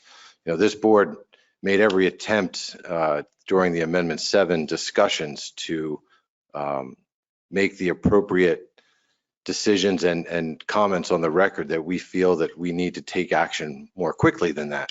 So this concession that we're making here to speed up the train, I still believe we are going to meet those expectations of the public to have measures in place early in 2023. But there is a public process that I still feel very strongly that I certainly need some time with my stakeholders, as Justin mentioned, before I make a final decision on measures. So just want the public to be aware that the board it's not that we're moving any more slowly than we normally would. This could take a very long time, but we're making the attempts in the manner that we're discussing today to get this done very, very quickly. Thank you. Okay, thank you, Mike. Nicola? Thank you, Mr. Chairman. I just wanted to, double check that the timeline, I think Katie presented it earlier, but it doesn't allow for the stock assessment results, the projections and options, provided we give guidance today, to be provided, a month before the annual meeting, such that states could kind of front load public input before the annual meeting. I'm not sure if I had the time. When of that, what's the soonest all of that could be ready? So I think it depends a little bit on the results and how complex, how much additional work we would need. So we do intend to present the results to the TC next week, and then depending on how much feedback there is from the TC about, is this the right base run? Do we need to see additional sensitivity runs? Are there concerns with some of the data, et cetera? That could propagate through. And similarly with the calculating any necessary reductions, how much back and forth does the TC need amongst itself to get some of this stuff done? So we've sort of planned it out so that, we would have it to you guys no later than that 2 weeks ahead of time. But there is, the potential for, if things go well and we don't have a lot of technical back and forth on these issues, that we could compress that timeline and have it to and release it sooner than board materials. So if that is something the board is very interested in, I think we could look at compressing that timeline, but I also don't want to offer that up as something that we can definitely do if it turns out there's more complicated technical questions with how the results, with how the assessment and the projections play out. Justin? Thank you, Mr. Chair. I appreciate the second opportunity. I think I'd like to return back to, a question or a comment Jason McNamee brought out earlier. Is there any state around the table that feels like if we made a decision in December, that would pose a real problem for implementing rules ahead of the 2023 fishing season? It's a good question. Anybody have an issue with that? I think you got your answer, Justin. So we'll go ahead and bring this back now. Is there any commissioners that haven't had a chance to weigh in that would like to? If you haven't spoken, it's like we're ready. So my notes indicate, and it looks like it's pretty clear, there's been a coalescing around having a meeting sometime in December. Emily and Katie, does that match up with what you all are seeing in your assimilation of feedback? We're looking for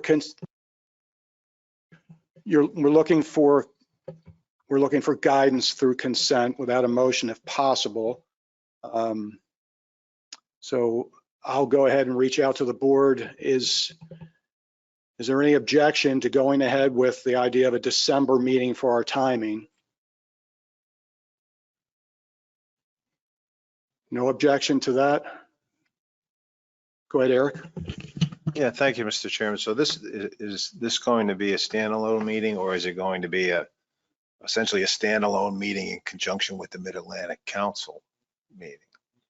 Because there would be a striped bass only meeting. So it's a standalone meeting in conjunction with the Mid-Atlantic. Is that what I'm getting no's over there? So I just want some clarification on what we're thinking about this.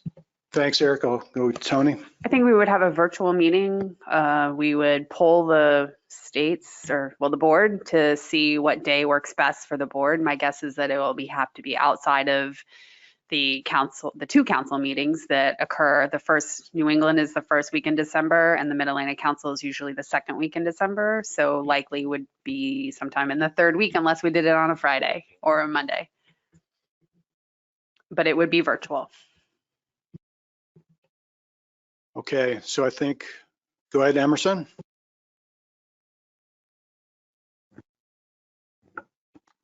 Thank you, Mr. Chairman. I had a question for the TC. Can we put that calendar back up again? It was just up a couple minutes ago. So I'm guessing then that the week of September 19th, the final assessment report is going to be available. Is that correct? So that's the assessment goes to the TC, and the TC, so basically in August 10th, the TC may or may not ask for additional runs, additional things like that.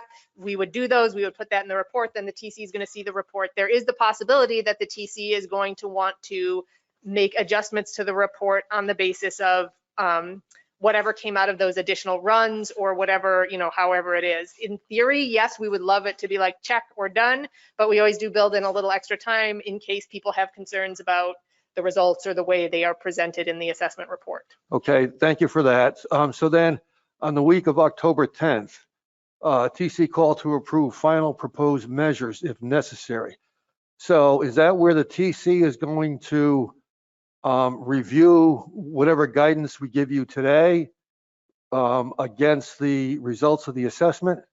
Is that what's going to happen that week? So essentially, basically we will we'll come to that September 19th meeting with projections that say either everything's great, we don't need a reduction, or our base run says we need a 5+% reduction. In which case, we'll need to set the TC. Basically, we will assign people to work on what kind of measures will get you that reduction for the ocean, what kind of measures will get you that reduction for the bay. And so we need to know what the final result, what the approved base run of the model is, which is at September 17th, in order to then know what % reduction we need to take. We'll put the TC will run all the measures and figure out what will get you to that, listening to the guidance of the board. Thank you. Thank you. Thanks. That's what I thought the timeline was going to be and the steps. So what I'm wondering here is, will that assessment be shared with the board before you go through the activities of the week of October 10th? If the answer is yes, great. If the answer is no, I would ask that you share the assessment with the board so we have some sense of where we're going with this as soon as possible. Thank you. Thanks, Emerson. So last call for any feedback. I think staff is agreeing that they've got the feedback that they need, and we have the consent for a December meeting. Is there any resolution? I know we have the council meeting, I guess, in December. We try to work around that, but any other thoughts about when that might occur? Or is it not that important to drill down to specifics? Like I said before, Marty, it would either be sometime the third week in December, or if we can, we'll put in the doodle poll the Mondays and Fridays of the council meetings, knowing that the councils typically do not meet on those days. If they extend their meetings for some reason, we will avoid those. Thanks, Tony. All right, so all right, Jim, you have the last one. Just quick, the only reason I suggested tagging it on is because that following week is Christmas week. So, trying to do a meeting Christmas week is going to be a nightmare. So if we could tag it onto the council week would be, I think, ideal. All right, so Emily and Katie, we have what we need on timing, right? All right, so I'd like to next go to the other two items and bundle those two together. So this is how to handle existing Addendum 6 conservation equivalency measures when developing new options. So remember, the two choices were to use the TC recommendation, use 21 measures as a starting point, or use the FMP standard as a starting point. And then we're going to bundle that also in this discussion with the other option, which is preferred management options to achieve the new reduction. For instance, looking at things like sector split, size limit changes, season changes, and the Chesapeake and coastal options. So what I'd like to do is go to the public first, because we've had a little bit of discussion already at the board level on this, and get again a show of hands, both in the room here in Arlington and online as to who would like to comment. So go ahead and raise your hand online, and I see Mike, you want to comment. So we have one person here in Arlington that would like to comment, and we have 2 online. Mike, go ahead and take the podium.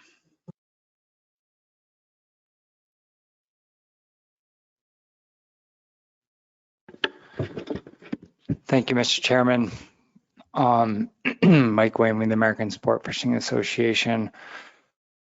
I'm trying to kind of understand how the board's going to navigate this with some of those preferred management options listed on the slide. And the reason I say that is I'll just take the sector split one, for example. To my knowledge, that's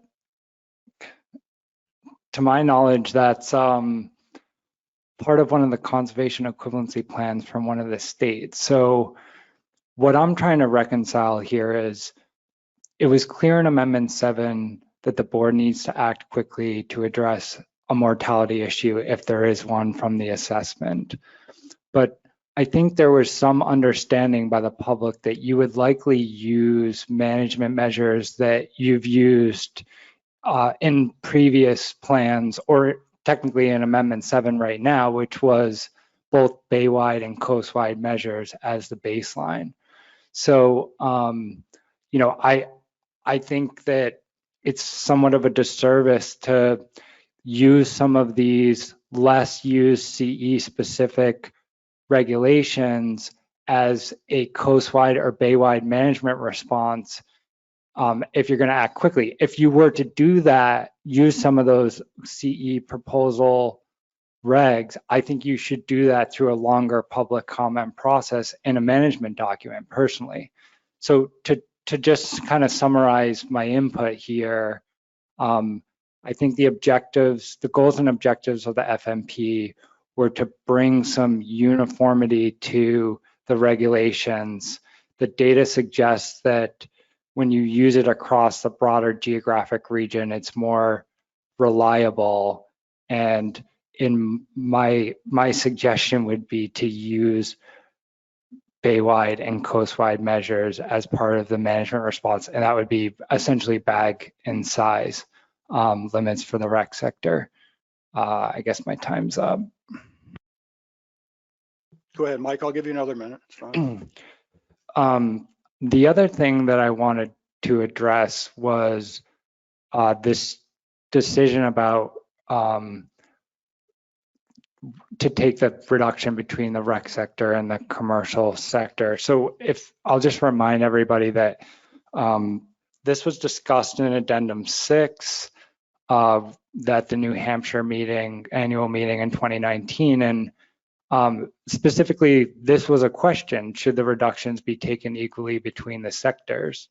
And there was a vote on that the ultimate decision was to do equal reductions. And so there were some states that used conservation equivalency to not follow the decision of the board.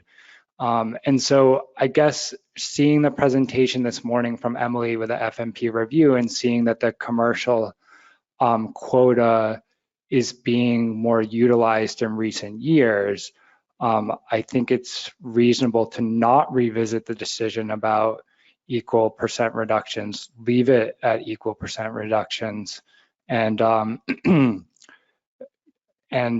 take that as a way forward right now. So I appreciate the extra time, Mr. Chairman. Thank you, Mike. All right, so we're going to go online now, and we only have 2 other commenters from the public, so approximately give you 3 minutes. So it's Ross Squire. You'll go first. Ross, if you could unmute yourself. Hi, can you hear me? Yes, we can. Okay, great, thanks. My name is Ross Squire. I'm with the New York Coalition for Recreational Fishing. And my comment is regard to going with either the existing CE options or considering new management measures. I'm wondering if a third option should be added, and that is to only consider continuing CE measures if they're meeting or coming close to meeting the goals and reductions that they were intended.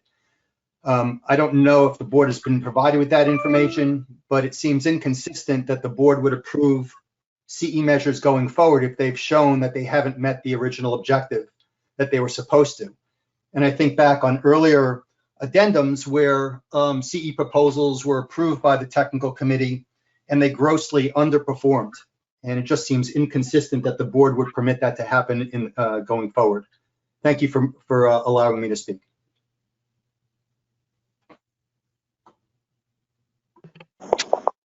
All right, thank you, Ross. Appreciate your comments. Next, we'll go to Dale Kirkendall. Dale, I'm hoping you've solved your mute on the mic. I am too. All right. Yes, we can hear you. Thank you. Yeah, I had to switch devices. The last comments made by the fellow from New York from the recreational side, that makes sense to me. When we have conservation equivalency in place that demonstrates that it is meeting the objective, I think it should remain, especially if it reduces the uncertainty of going back to the original FMP plan to make the reductions. And additionally, I do have an issue with the CE not being able to use it to distribute within a state. I believe each state has the right to whatever number of fish the Atlantic State Marine Fisheries is giving them to catch. And however they want to catch them and preserve them, they should have that right. And if New Jersey wants to use its commercial fish as recreational fish, or if a state wants to split their fish differently between their commercial and recreational sectors, they should be allowed to use CE as a state's rights issue to come to that conclusion. And the board, I understand, may have some penalty process in place, but I'm not sure that that's legal, number one, to have that when it's the fish within the state and how they're being split. And additionally, I didn't get to comment on the timing thing, but in Maryland, we are issued our tags prior to the upcoming season for commercial fishing.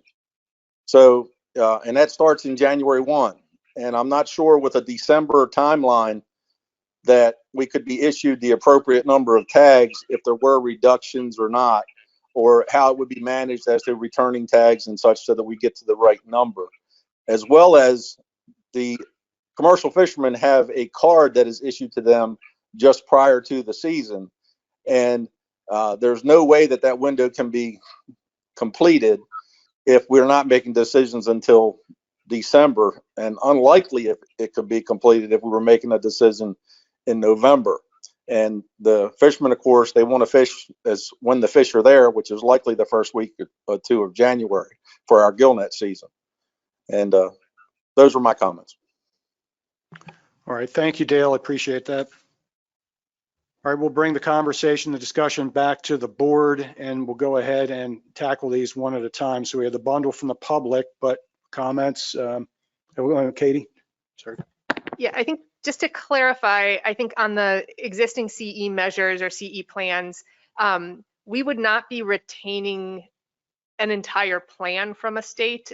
So it would be more like there would be certain measures in place that if the final options didn't affect them, they would stay in place. So for example, in the Bay used seasonal closures in some places to get to that reduction. If for this board action, the Bay put in, for example, let's say a slot limit, and that slot limit got you the reduction, with the existing seasonal closures, they wouldn't have to change those seasonal closures, which is in the approach that the TC is proposing. The other option would be to take those closures away and go back to whatever closure, whatever seasons were in place before that CE plan, and then put new measures in. So it's not that we're not proposing that we keep entire plans. We are saying that it would be easier to keep sort of the little leftover bits of CE that are not affected by the final measures that the board approves. And that includes, for example, on the commercial side, several states took a smaller reduction in quota in order to offset it with a change on the recreational side. If we got rid of those CE plans, they would have to take that full 18% cut to their quota that was specified by Addendum 6. And then what do? They've taken an 18% reduction on that side. Do they get to go back up in order to balance it out if we don't need a full 18% reduction? So that's kind of like what we're talking about with these little leftover bits of CE, or just wipe the board clean and then go back. So we're not talking about keeping full existing CE plans. It's just little leftover regulations.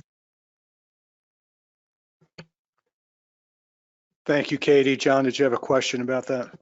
Yeah, I'm just a little confused there, Katie. So we're one of the states that did that. So you're saying that even if we, and I'm strongly in favor of keeping the CE measure, just working off of that, but you're saying that if we did that, our sector split that resulted in, if there's a different sector split that is voted on by the board, then we'd have to change pretty much everything with our. No, so that would be, if the board decides on a different sector split, then we would take that. So under the TC's approach, we would, you would take it from whatever your quota is now, and then you would just take whatever split you need, whatever split the board decides on, and whatever reduction you need from what your quota is now. The other approach, which is to wipe the slate clean, means we have to go back and take away those CE adjustments to the commercial quota and basically go back to the FMP standard of everybody takes the same cut, and that's that 18% from the commercial and the 18% from the recreational, if you wipe the slate clean of the CE. Do not want to do that. Thank you. Okay, if it's all right, we have a ton of hands that are going up, but could we go ahead and tackle these one at a time and try to achieve consent from the board to give guidance to Katie to take back to the TC? So we're now going to try to focus on how to handle the existing Addendum 6 conservation equivalency measures. So if everybody could focus on that. Jason, let's cue this up. Jason, Megan, Emerson. Thank you, Mr. Chair. I think I can be brief here. So I'm in complete agreement with the technical committee. I think that's who said it, who recommended it. So it would be, I think, extremely difficult to, I guess you'd have to perform a bunch of simulations or something to reinvent what might have been. So it makes perfect sense to me. The baseline is 2021, or whatever year we're talking about. There's 2021. So I'm in complete agreement with the recommendation from the technical committee, and think we'd be injecting a bunch of unnecessary uncertainty, as was discussed earlier, if we did anything different. Thanks. Thank you, Jason. Megan? Thank you, Mr. Chair. You just want the second bullet comments on that? Okay. So I'll agree. I think the TC has strong rationale for using the existing measures as the basis for the 2021 removals. And as Katie has explained it, my understanding is that means there may be some elements of CE proposals that move forward into whatever our next set of regulations are. But that the measures that are changed, those will be uniform in whatever region we're talking about. And I'll go back to our discussion on Amendment 7. I think the underlying reason that the board voted not to have CE when the stock is overfished is there was concern that the disparate measures are undermining our ability to rebuild this stock. So I think this gets at kind of a lining of measures down the road here, so that as we're making changes, we start to see greater alignment of measures between states. So I think that is achieving one of the goals that we heard from the public out of Amendment 7. I do want to be clear, though, what I'm not comfortable with is a situation in which each state, I'll make up numbers here, let's say it's a 10% reduction we need. Each state gets a 10% reduction and kind of has the freedom to make up its own package of measures. To me, that is CE. So that's something I would not be comfortable with.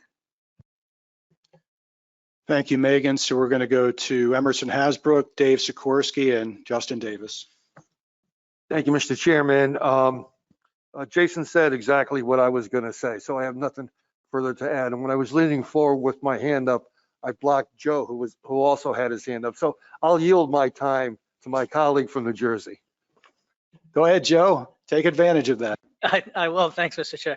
No, I agree with Jay also that I don't see how the TC would even come up with a different option.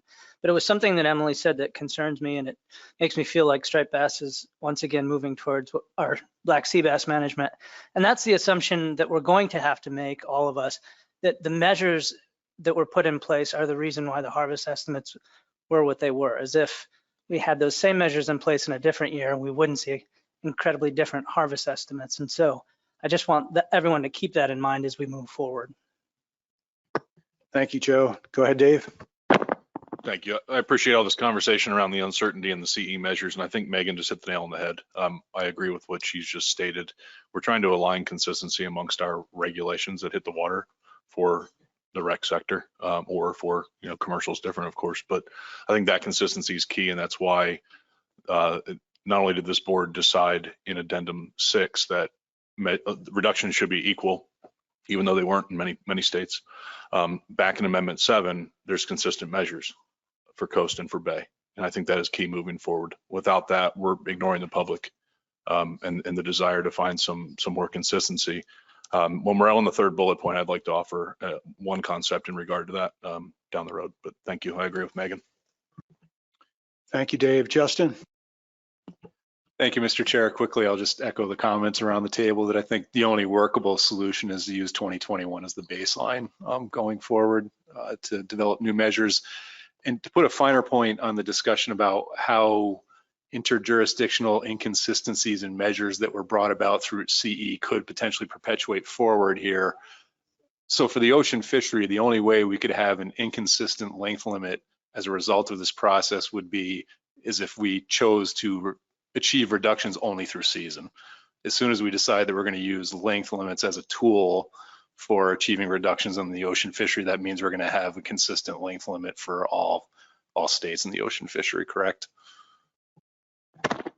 Yes, that would be, unless the board decided to go some other kind of regional approach or what have you. Once we decide on a length limit for the ocean and we do not permit conservation equivalency for the ocean, then that's it, you're set.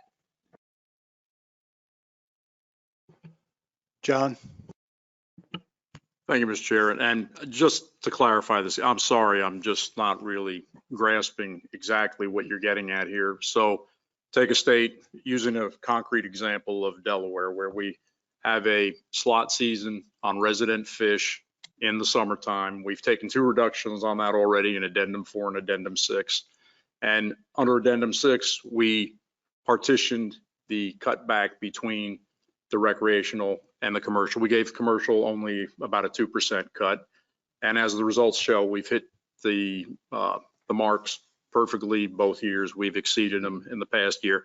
I'm just still not grasping exactly what you're saying here. Now, whatever the cut is, we're going to keep the slot season on resident fish in July and August in Delaware. And the commercial side, though, depending on what that works out to, will that let us know how much we need to reduce the commercial side, or how will this work? So the Delaware Bay is one of the special cases for CE, where CE is still permitted under Amendment 7. And so in order to accommodate those smaller resident fish, similar to the way the Bay is explicitly accommodated. So I think if the board decides to revert to the FMP standard, which is not, it seems like the board is not going that direction, but if the board were to do that, what would happen is all of those CE plans would be wiped out. Everybody's quota would go to the 18% reduction from Addendum 4, and then that would be our starting point. And so I think it's extremely unclear how you would adjust that quota if you needed to take a reduction from there when you've already taken an 18% reduction. But in theory, everybody would take the 18% reduction from Addendum 4, and then that 5%, 10%, whatever reduction would be applied to the commercial quota and to the recreational fishery, with whatever set of measures for the ocean and just the reduction on the commercial side. Because the Delaware Bay is explicitly exempted under Amendment 7, as is the Hudson River and the Delaware River in Pennsylvania, you could then do a CE plan for that specific region to achieve the same measures, but it would not affect ocean measures. If the board were to go with the TC's recommendation, everybody would keep their commercial quotas as they are now, and everybody would adjust the ocean measures to match whatever option gives you the necessary reduction. And then Delaware Bay and Hudson River and the Delaware River would be permitted to provide conservation equivalency plans to make that same reduction, if that is the will of the board. Thanks. Okay, so it is more of what we have now going forward if we continue to see. So it's more like we're going to start from what we have now and adjust it, as opposed to trying to roll back and go in a different direction. Thank you, John. Thank you, Katie. So if I could be so bold, I think what we're hearing and staff concurs, we have it highlighted. Is there any, I will seek to find if there's any objection to the TC recommendation. Hearing none, then that's what we'll go with. All right, so we're ready to move on to the last piece of this puzzle. Not the last part of the agenda, but the last piece of this puzzle. So this is the preferred management options to achieve the new reduction, which include options like sector split, size limit changes, season changes, and the ocean and Chesapeake Bay specific options. So we'll open this up to discussion and hopefully we can form a consensus on this. So we'll go ahead. I've got Justin, Mike, and Megan. Let's start there. Go ahead, Justin. Thank you, Mr. Chair. I think I'd like to invite a conversation for states around the table about the potential size limits to look at for the ocean fishery and whether there is any interest around the table in taking a minimum size limit off the board at this point. I mean, I've been a big proponent of the slot limit from the start. I think there's really good reasons to believe that's a great regulation and a great management approach for striped bass. I've heard nothing but support really from stakeholders in our state, including from the for-hire fishery that were really reticent about it at first, but now feel like through a couple of years here, they've really been able to, talk to their customers about the benefits of releasing these older, larger fish. I just think it's a regulation that's working well. And I also view that regulation as a long-term investment. We've had it in place for a few years. We're starting to get some, size classes through that slot and into the protected portion of the regulation. I just think it would be a poor choice at this point, a few years into it, to reverse course and adopt a minimum size limit and go back to that and sort of expose those year classes we just got through the slot to exploitation again. So, in the interest of potentially saving the technical committee some work, if there is consensus around the table that we should stick with the slot limit, I would just throw that out there that maybe that's a decision we can make today, that we don't want to take a look at minimum size options for the ocean fishery. Next, we'll go to Mike Louisi, then Megan, then Dave Sikorsky. Okay, thank you, Mr. Chairman. I'm going to defer my comment on the question that Justin asked to Dave Sikorsky. But I thought I would, before I do that, I thought I would at least provide you some thoughts about where I stand regarding the question before us here. So it's been said a few times around the table, this consideration of a sector split with potential reductions that would come from an analysis of the assessment update is an unknown. We're planning for the worst, but we're not sure what it's going to look like, and we don't have any idea today what that looks like moving forward. So with that known, I would like to see the technical committee move forward and prepare options for consideration by the states, which looks at the commercial and the recreational fishery, and if reductions are needed, to take each sector and assign a certain percent reduction to that sector based on the overall removals of that sector based on the most recent update of the assessment. So it gets back to that table we discussed an hour and a half ago, related to removals. And so because there comes a point with a commercial fishery, and I know not every state here has one, but there is a point with a commercial fishery where it's almost not even worth operating anymore. And if this reduction that we're facing, this potential reduction is large, the state of Maryland may want to consider how to assign that reduction in fishing mortality based on the commercial and recreational fisheries as an impact to those different fisheries. So I would like that to be analyzed. I think that's the information that you're looking for, Mr. Chairman, as far as, not just a 50-50 split, but a disproportionate split of reductions based on the overall removal percentage. As far as size limits and seasons, in Chesapeake Bay, I won't speak for the ocean, but for Chesapeake Bay, I don't think an increase in size limits should be considered. That's just my opinion. I think if we are to try to attempt reductions, we should focus on effort to some degree, which would include seasonal modifications on harvest. So I think by increasing size limits in Chesapeake Bay, we're only exacerbating the issue that we've been working for 5 or 6 years to try to reduce, which are the dead discards associated with a larger size limit. So that's just some feedback, Mr. Chairman, from what's presented before us. Thanks. And if Dave, I don't know if you want to go to Dave on Justin's question, but I was going to ask him to respond. Dave's on deck. He can comment on it then, but I would say we're taking some notes, staff and myself. So we have a couple concepts that are formed. So Justin put out the idea of maintaining the slots, taking off the books, the minimum size shift. And then yours is the sector split, right, Mike? So we'll come back to those two and see if there's any more support for either one of those. So next, I think we have Megan and then Dave Sikorsky.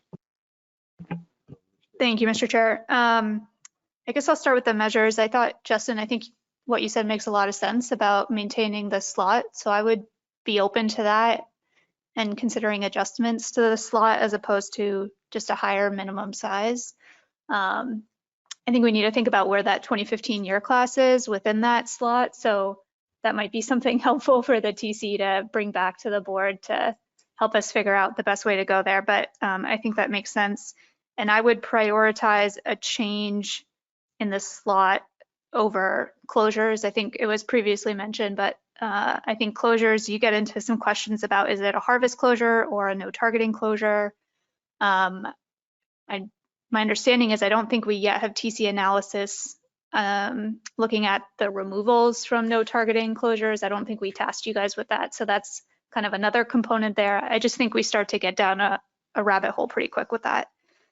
In terms of the sector split for the ocean, I'd be interested in a 50-50 split between the rec and the comm. Mike, if I'm understanding your suggestion, it was that each state would select its split in sectors, and you can let me know if I'm understanding that correctly, but I think that inherently results in measures that are going to be different in each state. So I don't see how that's not resulting in something that looks pretty similar to CE, but if I've misunderstood you, please speak up. All right, thanks, Megan. We'll go to Dave Sikorsky. Thank you, Marty.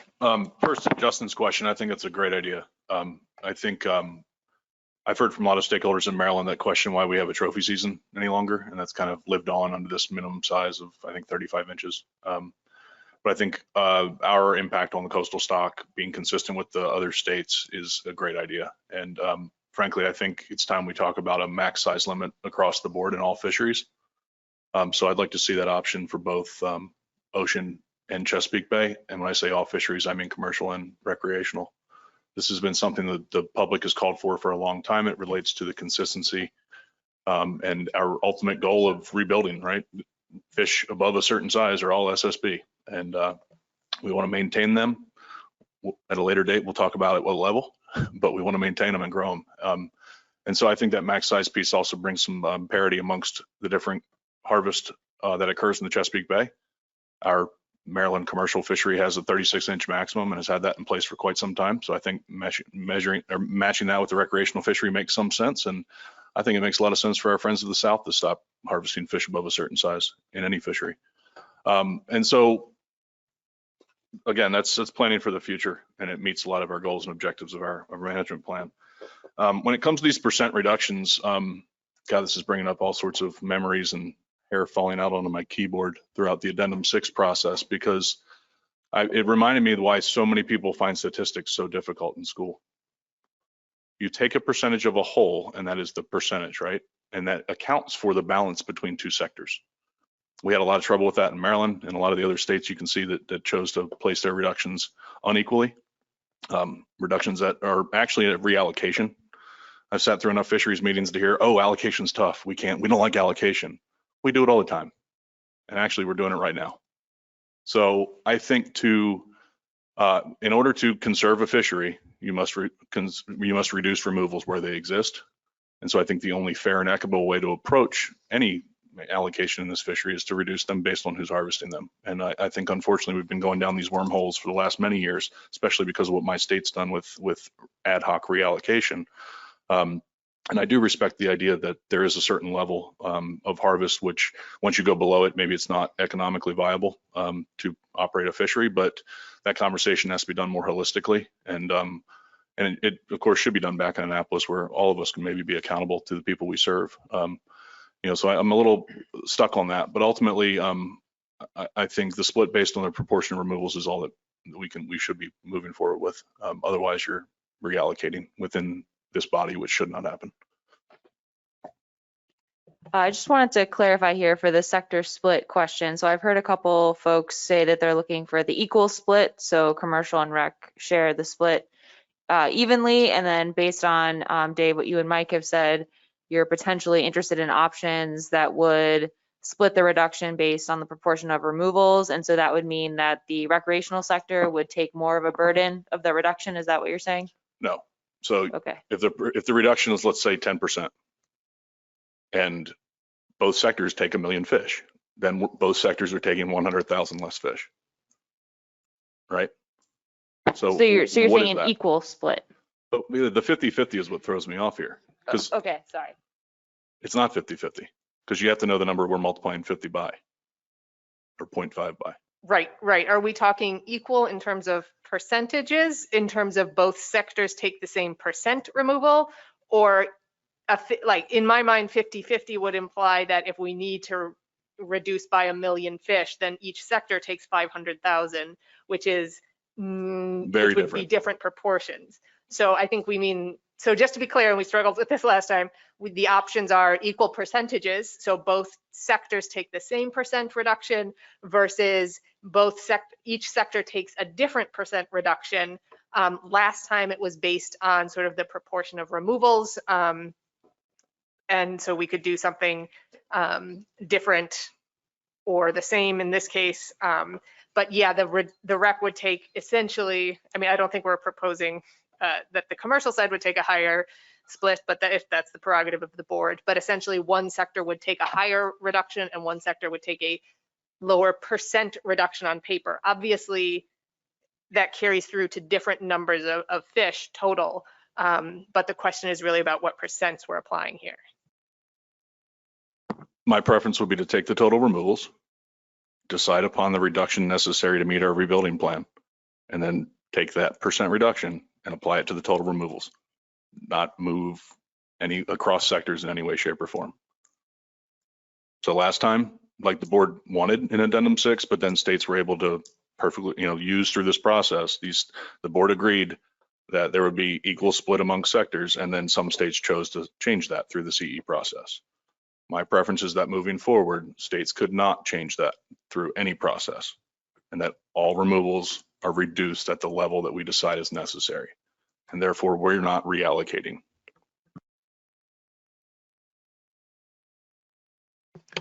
All right, thanks, Dave. So staff and myself are compiling these concepts that everyone's advocating for. Next is Jason. So please continue to add to it, or if there's add to the existing or new ones, and then we'll try to come back to staff and summarize if that's okay. Were you all good with that? So we've got Jason and then Joe and Jim. Go ahead, Jason. Thank you, Mr. Chair. Just right up front, I'm in agreement with Justin's comment as well. So just to add a little more to that, a little more support for that.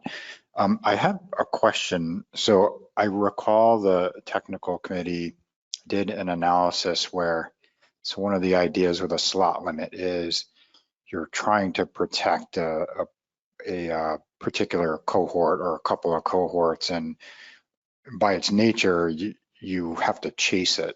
And so you would potentially have to move it up over time. I thought the technical committee looked at doing that. I think it was with the 2015 year class, and found that there really wasn't a need to kind of shift the slot. I could be misremembering or whatever the right word is for that. And what I'm trying to get to is, if that's not, shifting the slot, kind of keeping the slot the same size and shifting it, if that's not a worthwhile exercise, and maybe we should focus on shrinking the slot limit from either one side or the other, just to kind of limit the number of this sort of continuum of possible slot limits that you could look at. So just to summarize, curious as to whether that memory is correct, where an analysis was done and it was found to not have a lot of efficacy as far as, getting reductions or protecting that cohort. And if so, then my contingency comment would be shrinking the slot limit would be an area to focus. Yeah, I think so. The TC didn't actually look at shifting it. We only looked at constant measures and compared the slot and some different minimum sizes. And essentially what we found is, if you keep everything static, we rebuilt in about the same amount of time. Like, you protected different components of those cohorts for under the different situations for sure, but keeping everything the same, you basically, like, the question was basically, did you take a chunk out of that SSB early or late? And it didn't really seem to have it didn't really have an effect on the rebuilding trajectory. But we did not actually look at, could you move that slot or that size limit along with those cohorts and get a different answer, which was, I think, the key to the original success of rebuilding striped bass, was that minimum size moved up and up with that cohort. So I think, I don't think we'll have time to redo that analysis for this exercise, but we could definitely look at, what is, we could do a version where we shrink the slot. We could do a version where we move the slot up and see which one gives us the reduction that we need. And if they're the same, then the board can discuss which one of those they prefer. Thank you, Jason. Thank you, Katie. Go to Joe Cimino next, and then followed by Jim. Thank you. And I'll start by answering Justin's question. And I agree. I think it's just too early to pivot away from a slot limit. So I'm comfortable removing an option for a minimum size. Seasonal closures, I think, especially if there hasn't been an analysis on what regional possibilities are for seasonal closures. I think just in the time frame we have and trying to take this out to the public on our own and come back in December, I don't really think we have the time to do that justice. And then last, on the sector separation, in general, I like the idea of states being able to, address where these issues are within their fisheries. But I have two problems with it here. One, I think it would fall under CE. I'm under that same confusion of how it would work as Megan is, and we're under the assumption that CE isn't going to be allowed. So I don't see it working here. Second, when you have fisheries like this, the possibility of a state needing to cut their quota by, say, 20,000 pounds, or shift that into the recreational fishery where it's just an additional day or two of a closure, I don't really think the stock benefits from that type of protection, because I think that effort could easily be shifted in the recreational fishery And so I don't think we're seeing that protection by saying on paper, we're closing the recreational fishery an extra 2 days to cover for the commercial fishery. So I think we do, unfortunately, need, to do equal reductions here, and I would just leave it at that. Thank you, Joe. We're going to go to Jim, then Robert T. Brown, and then Nicola. Jim. Thanks, Chairman. So just, and I agree on looking at adjusting the slot limit. I think that's something we should consider because we're going to have new data, and it's something we should hang around a bit. On the sector reduction, the sector split, I'm going to be more simple on this. It's like, I want to see the data. I mean, we're prejudging this right now, essentially saying, should it be 50-50? Should it be 80, whatever, 80-20, 15, 70? It's like, I want to see the data, because if we determine today or make a decision that we're just going to leave it 50-50, and then we get into some difficulty in November, we have another option to look at, maybe some other ways of managing this thing. So at this point, I think it's important that we leave, as Mike suggested, leave in the 50-50, but do the reduction based upon how the fishery can be prosecuted. And I think that's the smart thing at this point. And we can fight about it later on. I'm not going to say whether I like one or the other, but in November or a special December meeting, yeah, we can really roll up our sleeves and get into it at that point. But right now, I want the data, so I think we should leave it in. Thank you. Thank you, Jim. Robert T. Brown. Yes, I agree with Jim over there. Also, the maximum size limit is what we need to protect our spawning stock, because that's our future. When it comes to these sector splits, we need a split. Our commercial fishery is really hurting in Maryland. If we get more of a cut as many as we've had, it's hard for us to stay in business. And we are a food producer. And we need to have the state have the authority to make adjustments as necessary. Thank you. Thank you, Robert T. Go to Nicola. Thank you, Mr. Chairman. I do agree with the equal percent reductions, particularly when it comes to the coastal fisheries. I'm still maybe open to this idea of the bay as a region deciding upon something different, so that this idea of a state-by-state CE approach to different percentages seems out of line to me with Amendment 7. But I do think we need to make some decisions today to help the TC on that. I do like sticking with the slot on the ocean recreational fishery. When it comes to the Chesapeake Bay recreational fishery, one point that I wanted to make about seasonal closures, which I know there's support for reducing, provided their harvest closures during the heat of the summer, reducing the release mortality. I just want to make sure that the closures that were implemented as part of a CE proposal for Addendum 6 would not count as credit towards a seasonal closure. That would be this additional reduction point here. Yes, that's correct. We wouldn't back calculate add any reduction from previous measures that were implemented.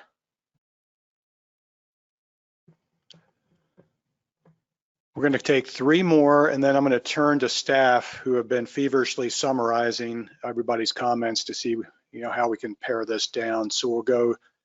All right, John, we'll give you 4. So it's going to be Mike, Dave Sikorsky, Tom Foti, and John Clark, and then we'll stop there. Mike. All right, thanks, Marty. So a couple people raised the question about the comments that I made regarding the sector split being conservation, being like a CE. And the way that I look at it, and I'm kind of on the same lines where Jim Gilmore was going, was that once we have an opportunity to see what's analyzed and what's in front of us, if the entire board decides to use one option over the other, not trying to predetermine what the board's going to decide on, but after you see the results of the analysis, if everybody goes in one direction, that's not conservation equivalency. That's an option for all of the states to fold into their fishery management for 2023.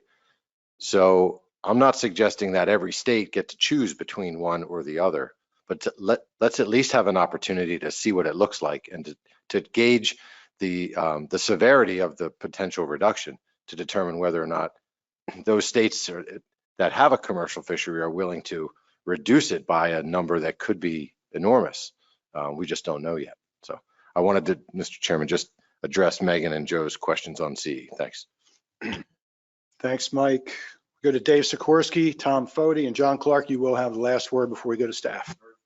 I've said enough about what I think. I just want to offer some clarifications. One, I was referencing, when I referenced a max size limit, it's across all fisheries. So just for the record, I'd like to make sure that is noted, commercial as well. And I'm perfectly fine with that being Chesapeake Bay focused. So the Bay fishery, all fisheries would have a max size limit. And I would propose that a 36 would be a good starting point for calculation. So just to address that point, as far as reduction for the commercial fishery, we were assuming we would just move forward with quota reductions as the reduction mechanism and not changing the size limit. So I'll turn to Katie if she can say if that's possible in terms of commercial size. I think it's possible. I'm not sure. It would be a different type of calculation than we normally do for these reductions, and it would be a little more complicated. If there is strong interest in pursuing that, I think we can look into that. But generally speaking, the big change on the commercial side is going to come from adjusting the quota. But if there is interest from the board about having uniform size limits across all sectors within a region or across regions, we can look into that as a TC. Thank you. So equal percent reduction for both commercial and rec takes into account the proportion of removals which occur in the commercial and rec fisheries.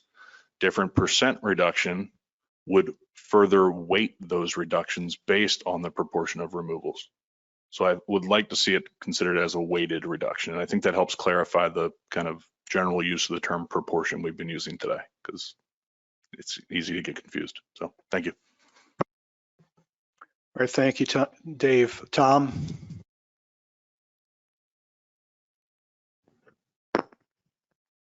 We talk about season closures. I brought this up the last time we started talking about season closures. It makes no real sense to basically do a season closure like in wave 3, 4, when the water temperature in the ocean is something like 49 to 53 or cold, and the hook and release mortality is basically about 3% or 4%. We should do the season closures when it has the greatest good, is basically when the hook and release mortality is up to 25 or 30%, and that's during the heat. And that's when the water warms up and the air temperature warms up. So let's do it in a common sense, what we actually would do that. Now, the other thing, I know Katie was going to try and answer my question about the big fish, about the hook and release, and Marty, you kind of didn't let it, because I noticed she was moving to answer my question if we do have a study on the bigger fish, on the hook and release mortality. The data is very limited. I think we do have a little bit of work in the bay that says that older fish or larger fish have a higher release mortality. But I think the numbers are very limited, and I think it would be very hard to kind of extrapolate, 35 versus 36 or 28 to 32 type of a situation. So the data do suggest that, but it's very limited and would be hard to incorporate into a TC analysis. Marty, if I can follow up on that. I think it's important we answer that question so we know what the results are we getting. You think you're protecting the bigger fish by hook and release, yet you may be causing more damage than you originally, because people are targeting them. The second thing I've always talked about is when you look at the thing, is the big fish or the small fish, which produce the greatest young of the year? I mean, 95% of the females are sexually mature by the time they reach 34 inches. I mean, that was the old standard. That's why you raised the size limit back in the 80s, basically protect that 82-year class till it reached 34 inches, so 95% of the females. Do we know if those females, because I know when we did the data back then, it was mostly young females showing up on the spawning grounds in Maryland, because we had the flow with the wands where we could basically test them. And actually a lot of them were hatchery raised fish, both male and female. So I like, it's one of the questions we should answer, whether the viability of the eggs depend on the side of the fish. Does older fish, because they able to produce more fish, more eggs, are they more viable, or the older fish eggs are not as viable as the young fish? And we know that the older fish don't go up as often to spawn as the younger fish. So maybe that we should clarify that at one time too. Okay, thanks, Tom. So, John? Thank you, Mr. Chair. Real briefly, just want to support the idea of the slot and to reiterate what Jim and Mike said about making sure we keep both the equal and take a look at what Dave has now reworded as the weighted reduction, but like to see that too. So I want to see them both kept. Thank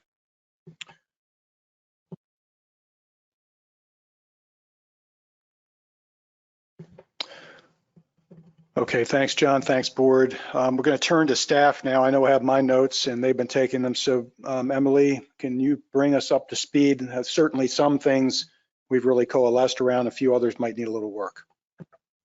Thanks, Mr. Chair. So as far as the question of sector split and what types of options for the TC to look at, it sounds like there's support for looking at options that would be an equal % reduction for both the commercial and recreational sectors. And there's also support for looking at some options that would be a different % reduction for each sector that would weight the reductions, for example, based on the proportion of removals, which would mean the recreational sector would take a higher reduction. So I think the TC can look at options under both categories. So does that accurately capture what was said? Did we miss anything? We'll take both of those sector splits to the TC. Seeing some head nods.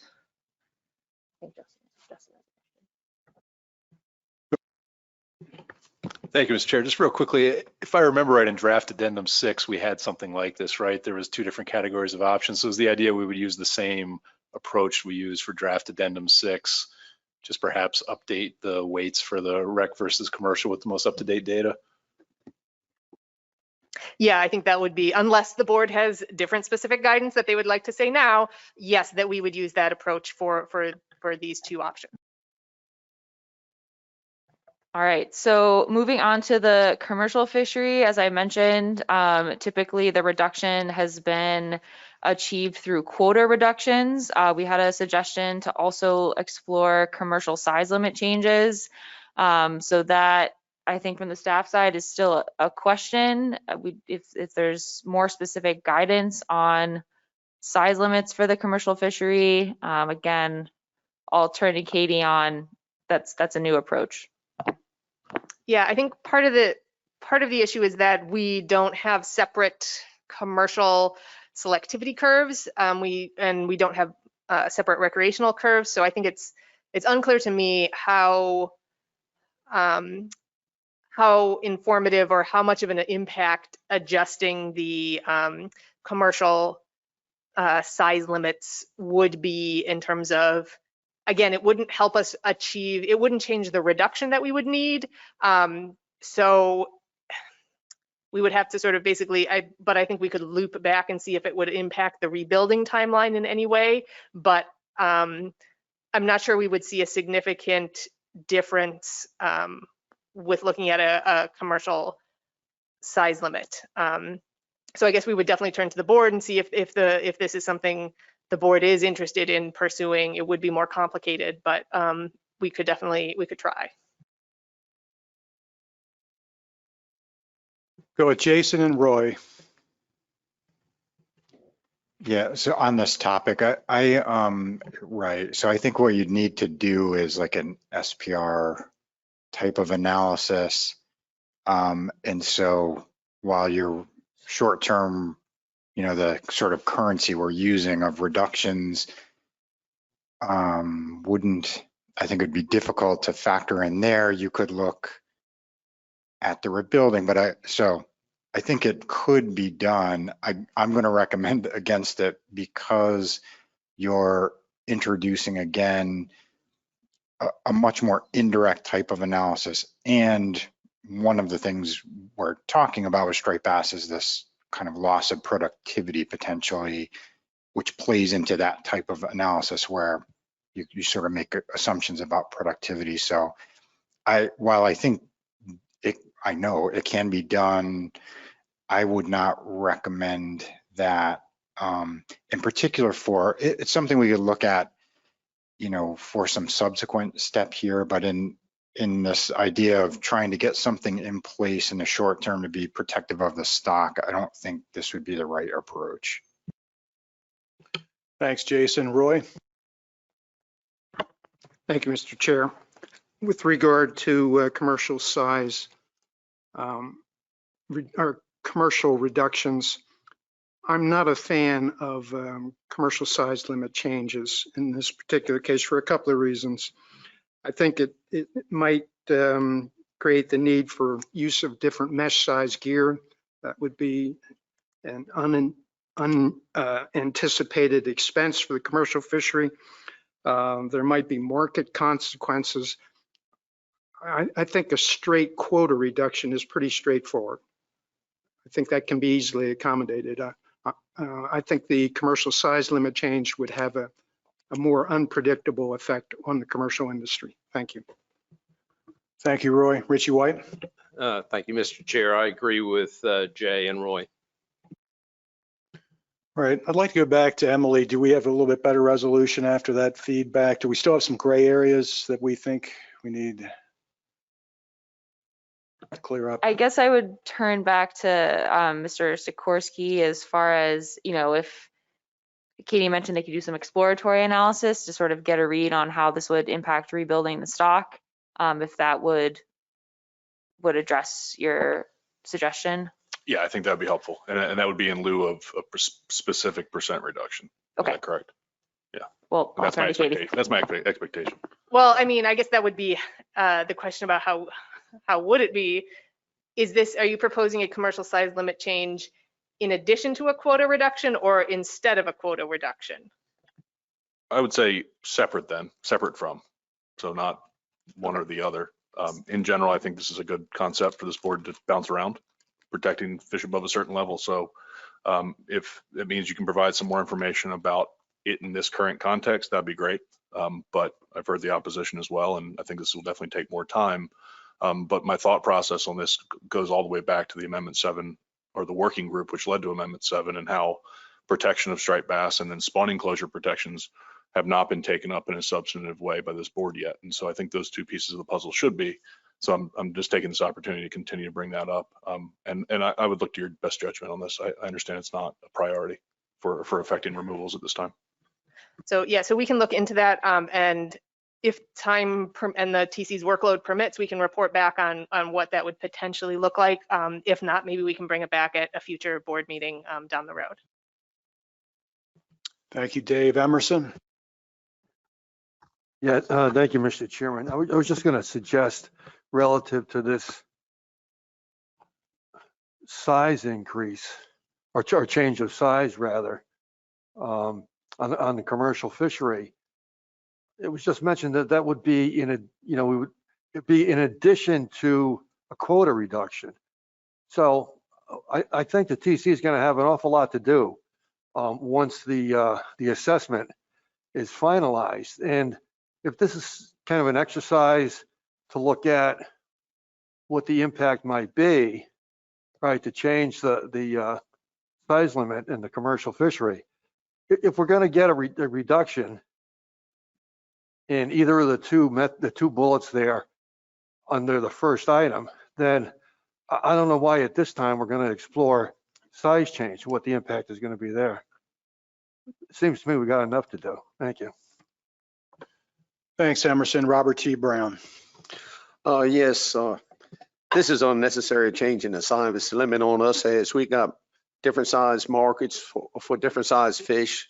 Some restaurants want pan size fish, a smaller fish. Some want, a large fish for baking and stuff. And it's not a good idea to adjust this at this time. I think we got enough on our plate. Thank you.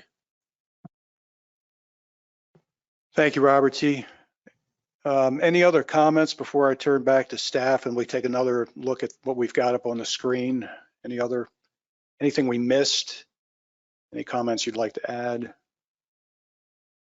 And Mike Louisi, I was wondering, could you clarify? I'm just curious. I know I'm trying to hear you. The bottom of the screen, what we put up there was, I'm not sure we've completely captured it, but can you further expand on what we have up there and what exactly you had in mind to make sure we have it either stays or it goes? So you're referring to the Chesapeake Bay recreational? Yeah, I think it was Dave that recommended some exploration with a slot limit, which I think is something I certainly would support.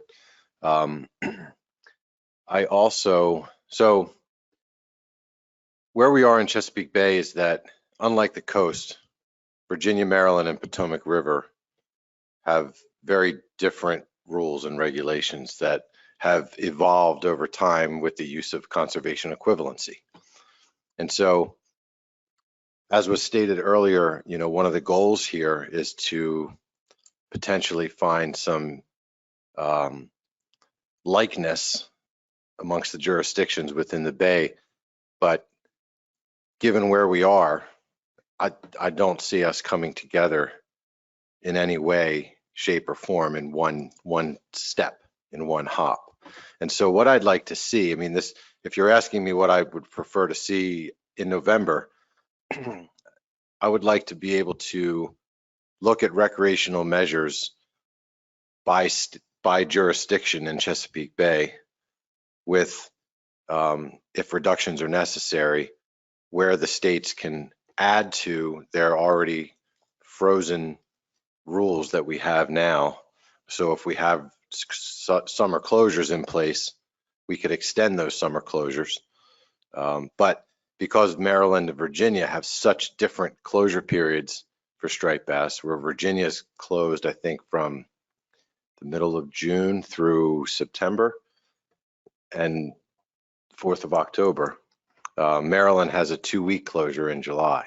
So trying to find something that we can both agree on, it's not going to happen overnight.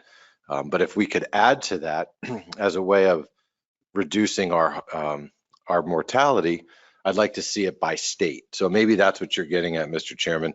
I don't know that there's going to be a one rule.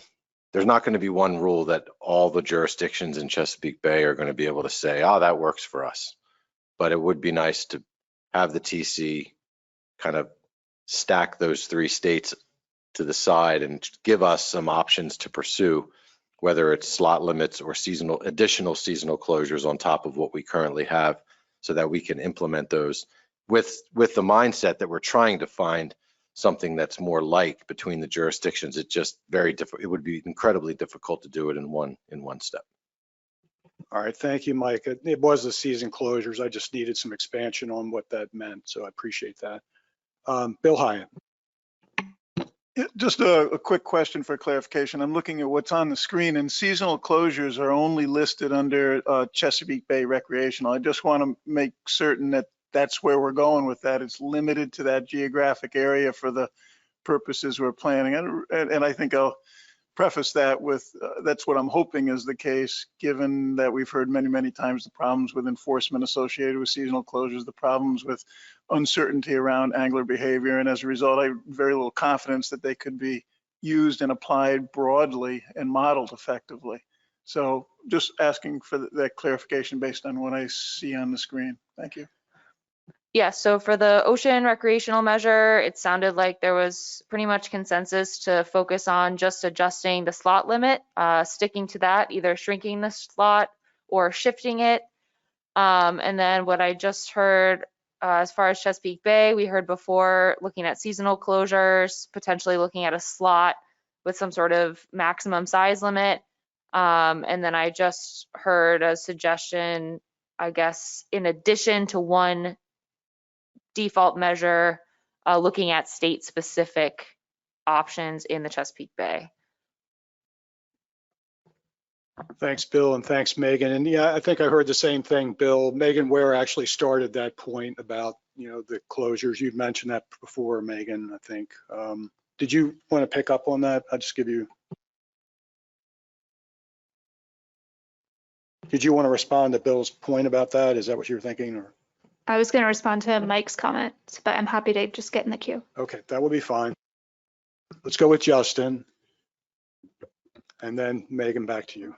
Thanks, Mr. Chair. I appreciate that. And I don't want to move away from what Mike brought up because I think it's important. But quickly, I didn't think we had much discussion about season closures in the ocean recreational fishery. And from my standpoint, I don't like the idea of season closures, but I feel like I'm uneasy about taking them off the table at this point. I view them as kind of a, in case of emergency, break glass kind of thing. If we end up needing a really large reduction such that a slot is going to become just too narrow and unworkable, it seems to me as, you know, season closures might be the relief valve there.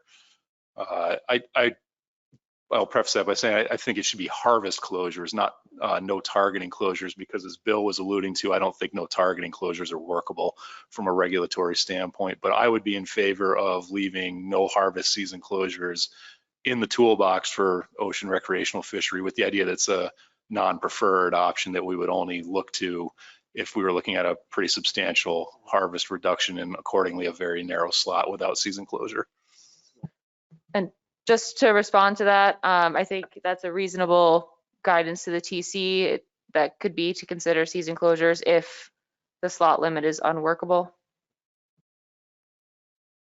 And would you be looking for a single season closure along the coast, or would you allow states to have some flexibility in adjusting that seasonal closure?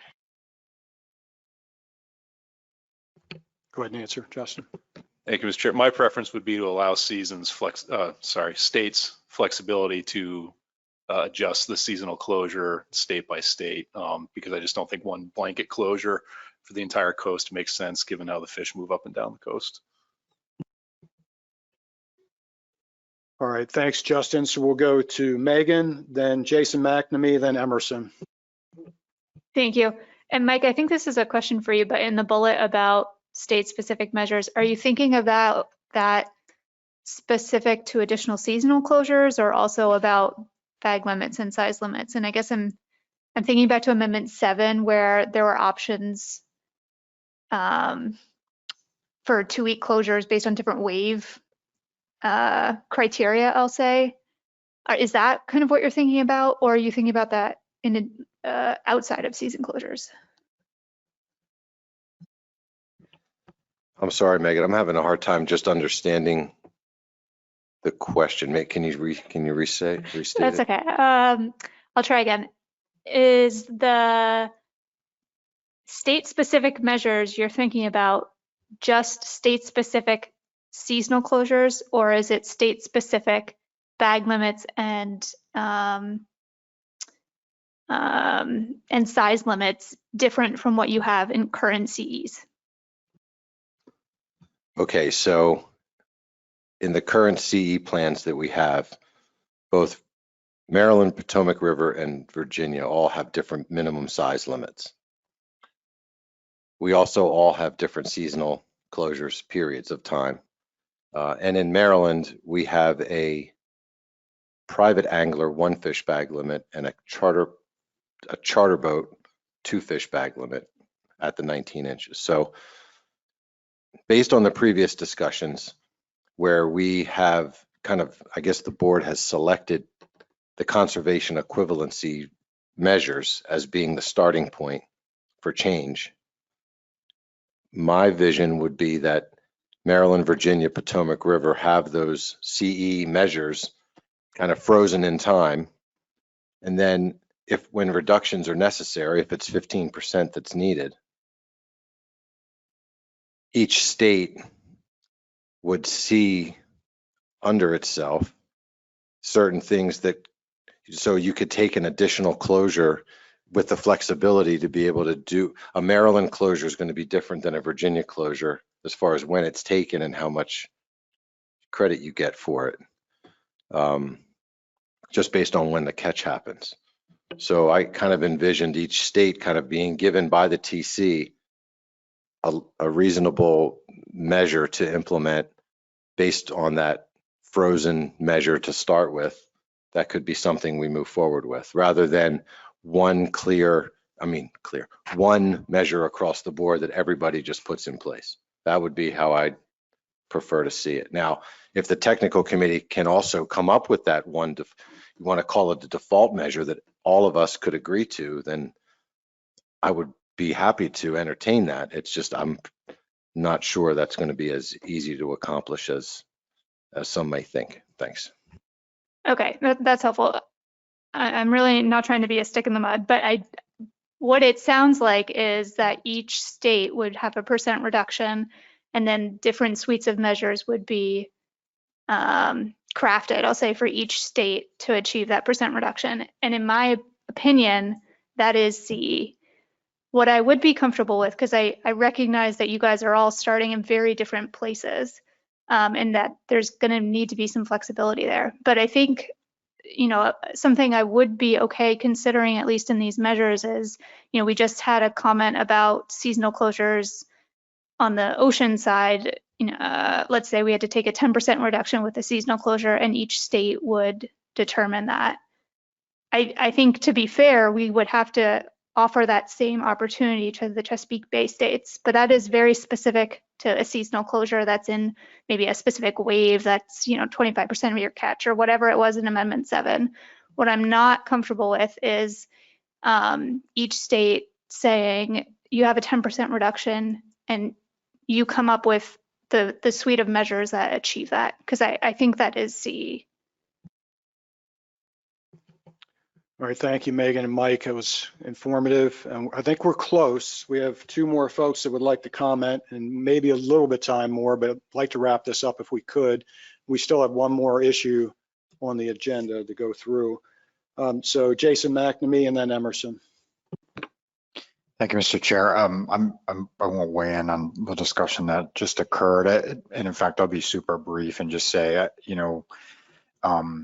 the discussion on the ocean recreational fishery and seeing that seasonal closures wasn't there was something that was making me a little itchy as well, simply because it's, a tool. And so just to reemphasize what Justin said, having it as a potential option, but a lower priority option if it's needed, I'm in support of that. If we can not use it, that's great. All right, thank you, Jason. So Emerson, we're going to go to you, and then hopefully can come back to Emily, summarize it, and I'm keeping my fingers crossed we have a suite of items that we can achieve consensus on. So go ahead, Emerson, bring us home. Thank you, Mr. Chairman. Yeah, I want to agree with Justin and Jason that in the ocean fishery, we need to have that option to consider seasonal closures, if the slot doesn't work for us, and that those seasonal closures should be flexible. Thank you. Thank you, Emerson. Emily, are you able to go ahead and summarize what you've got on the screen and see if we can't get board consent? Sure. So I will, I think we covered the sector split and the commercial reductions already. Again, I'll review the recreational measures. I'm still a little bit unclear on moving forward with the state-specific options that Mike brought up, but I will start with the ocean recreational.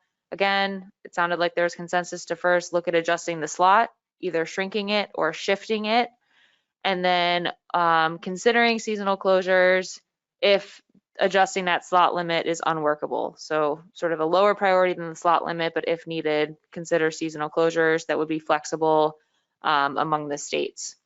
On the Chesapeake Bay side, we heard adjusting seasonal closures, considering a slot limit or implementing some sort of maximum size. And then also, in addition to one Chesapeake Bay default measure, looking at state-specific measures, and I'm still unclear as to whether the TC would only be doing that state-specific closures or if we're looking at other types of state-specific measures as well. So we might need a little bit more guidance on that. Dave. Thank you, Mr. Chair. Yeah, that's exactly where I was confused as well. And I think in the conversation that unfolded, it opened up as a seasonal closures clarification, and that's where Mike provided it. So I would offer that that third bullet point actually fall under seasonal closures as a further refinement for the Chesapeake Bay states, state by state. And so the only thing that we're looking at is the seasonal closure because of the reasons Mike provided, and they are how far apart the jurisdictions are with their seasons based on availability of stock to the fishery. So I think that change you've just made is consistent with the discussion we've had, as well as the point Megan raised earlier regarding the clear focus on consistent measures in the regions in the Amendment 7. So if a reduction is necessary, we're operating under Amendment 7 with only bits and pieces left of CE. And I think what's on the board there is what we'll be able to use moving forward if that reduction is necessary. So thank you. Let me just say consistent measures in the regions. All right, thank you, Dave. Mike? Yeah, thank you, Mr. Chairman, and thanks, Dave, for, I was even confused as I was talking, and that's never good a few minutes ago. But so I guess the last point here is just to be clear. The first point is that, I don't have any intention of trying to pull one over on the board and try to get some kind of conservation equivalency plan put forth, with help from the technical committee. There's no intent there. I'm just looking to make sure that what is produced is something that we'll have an ability to work with. And if we're starting with our baseline measures and we're folding in possible seasonal closures at a state specific level, in addition to a consideration for a slot size, starting with our starting point, which is all of our states have different minimum sizes and bag limits and things, and we move that through, I can live with that. And I just want to make sure I'm clear with what I'm hoping for at the end of this process in November, so we have something to take to the public. Thanks, Marty. All right, thank you, Mike. Okay, Emily, do we have, you all comfortable with what you have? So just to respond, so again, as we've just discussed, looking at state specific, we can look at state specific seasonal closures.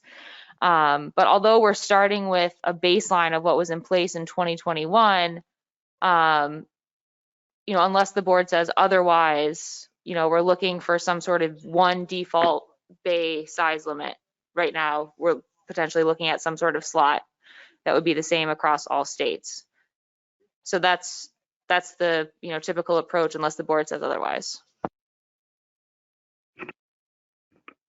I'll call on myself since I had the mic last. No, I think that yes, I think that the consideration of a bay wide slot limit is certainly something for consideration.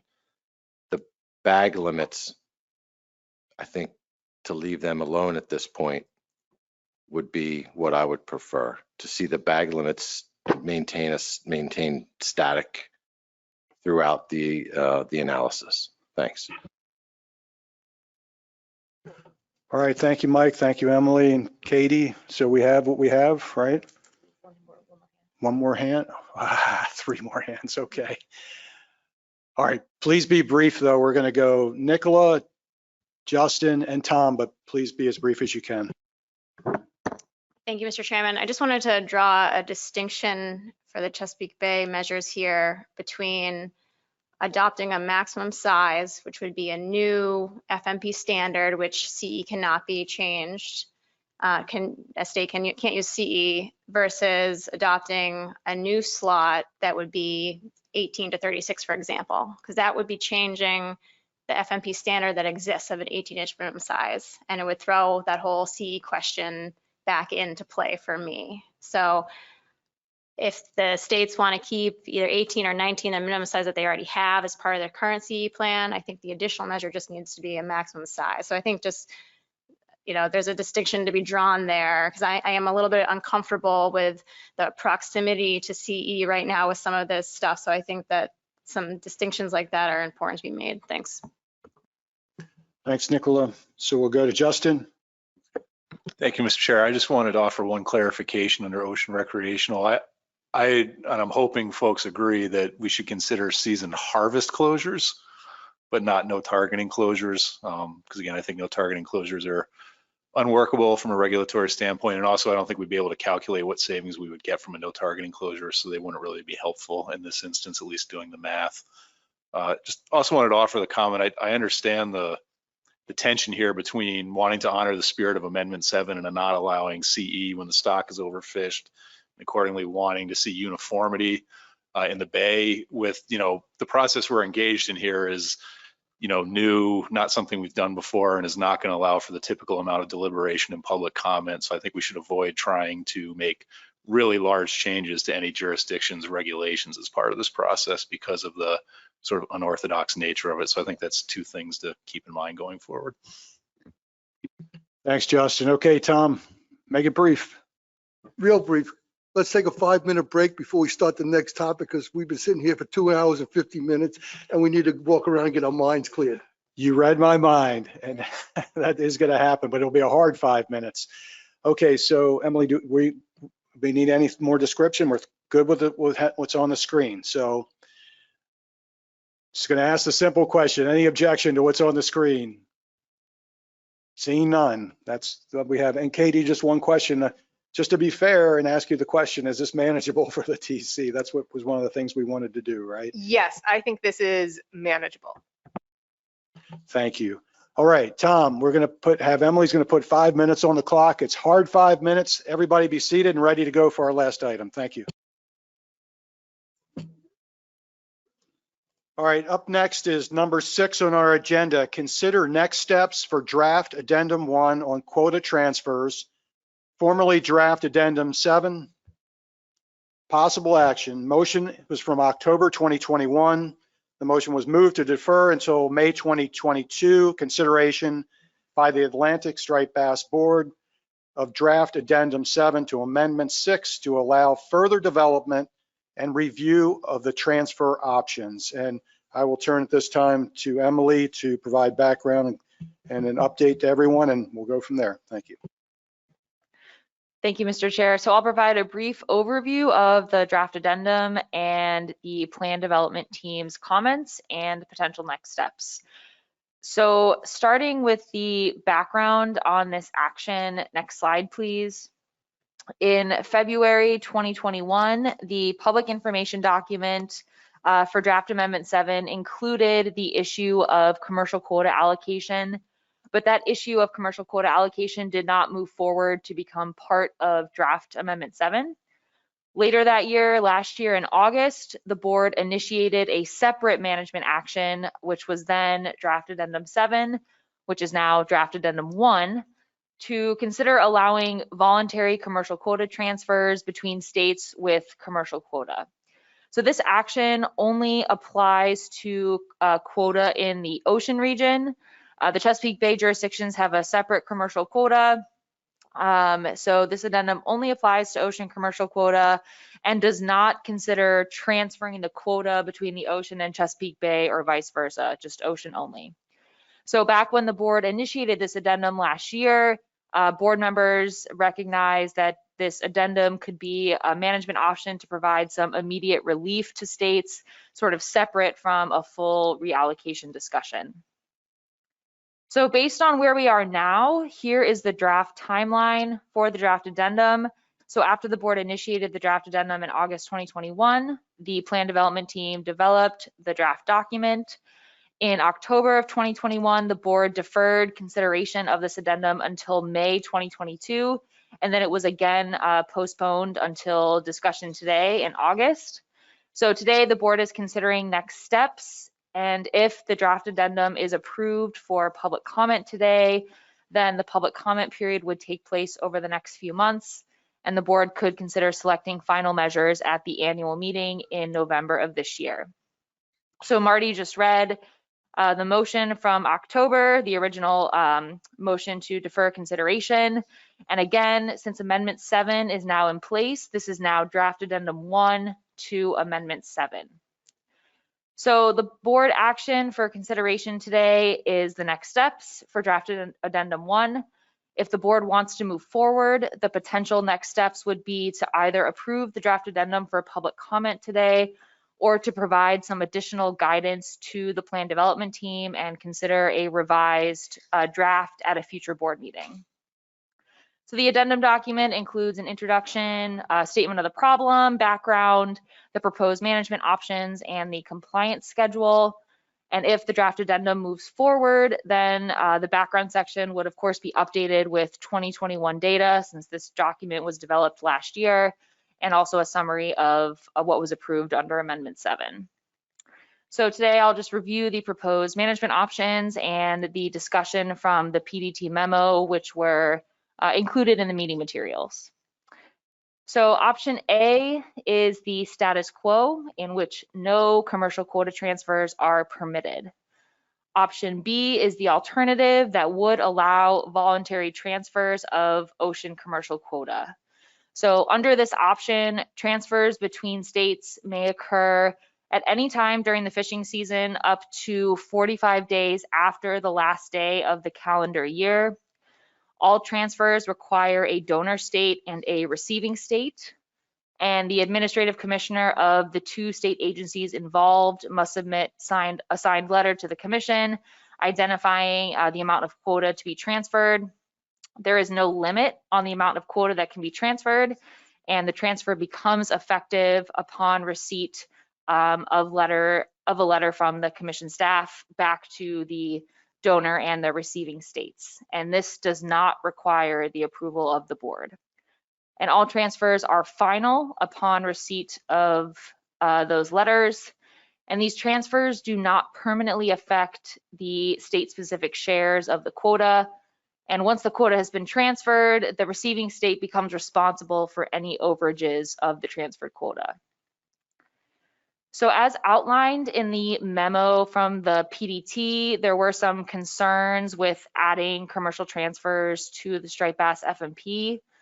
If the board does approve the draft addendum for public comment, the PDT recommends adding their concerns into the draft addendum document. And the PDT notes that similar concerns were raised by the technical committee back in 2014 when transfers were considered as part of draft addendum 4. So the first concern from the PDT is that transfers could potentially undermine the goals and objectives of the addendum 6 reductions. The PDT noted that the commercial fishery consistently underutilizes their quota, again, due to some states not allowing commercial fisheries and also due to factors like fish availability. And so, we assume with reduction calculations that the commercial fishery would perform similarly to how it has in the past, assuming some % quota utilization. So this assumption of, a constant quota utilization would be violated if transfers are permitted. So that was the first concern of the PDT. Next slide. The second PDT concern is that a pound of commercial quota is not equal across all states. So through CE, states have been able to adjust their commercial size limits, and this has resulted in changes over time to states' quotas. So for example, for Addendum 6, Massachusetts and New York changed their size limits, which resulted in changes to their commercial quota. And again, these types of changes have been occurring since before Addendum 6. And so given additional time, the PDT noted they might be able to address this issue and consider some analysis of all the different size limit changes that have been made affecting commercial quotas over time. So again, just to wrap up, the board action for consideration today is the next steps. And those potential next steps could be approving for public comment or providing some additional guidance. So I'll happy to take questions. All right, thank you, Emily. Before we take questions, I'll just remind the board, we have a hard stop at 5:45. So we have 40 minutes. I'd like, hopefully not for it to be 40 minutes on the nose to finish our business. So let's have a thoughtful but expedient deliberation and discussion. So questions for Emily. John. Thank you, Mr. Chair. Not so much a question at this point, but just to speed things along. About the PDT concerns, I'd just like to point out that, yes, there's underutilized commercial quota, but that quota is still there. It's latent quota. A good example would be North Carolina.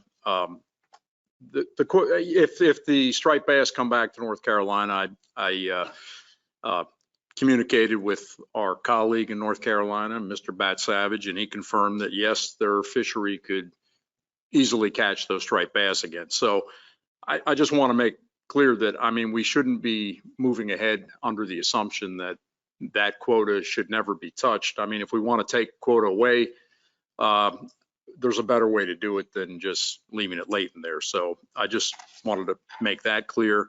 And also just point out that the scale of things we're talking about of the quota that probably would be transferable, once again, referring to North Carolina, sorry, Chris, but as the, the saying went about why banks get robbed, just because that's where the money is, that's where the quota is right now, the unused quota.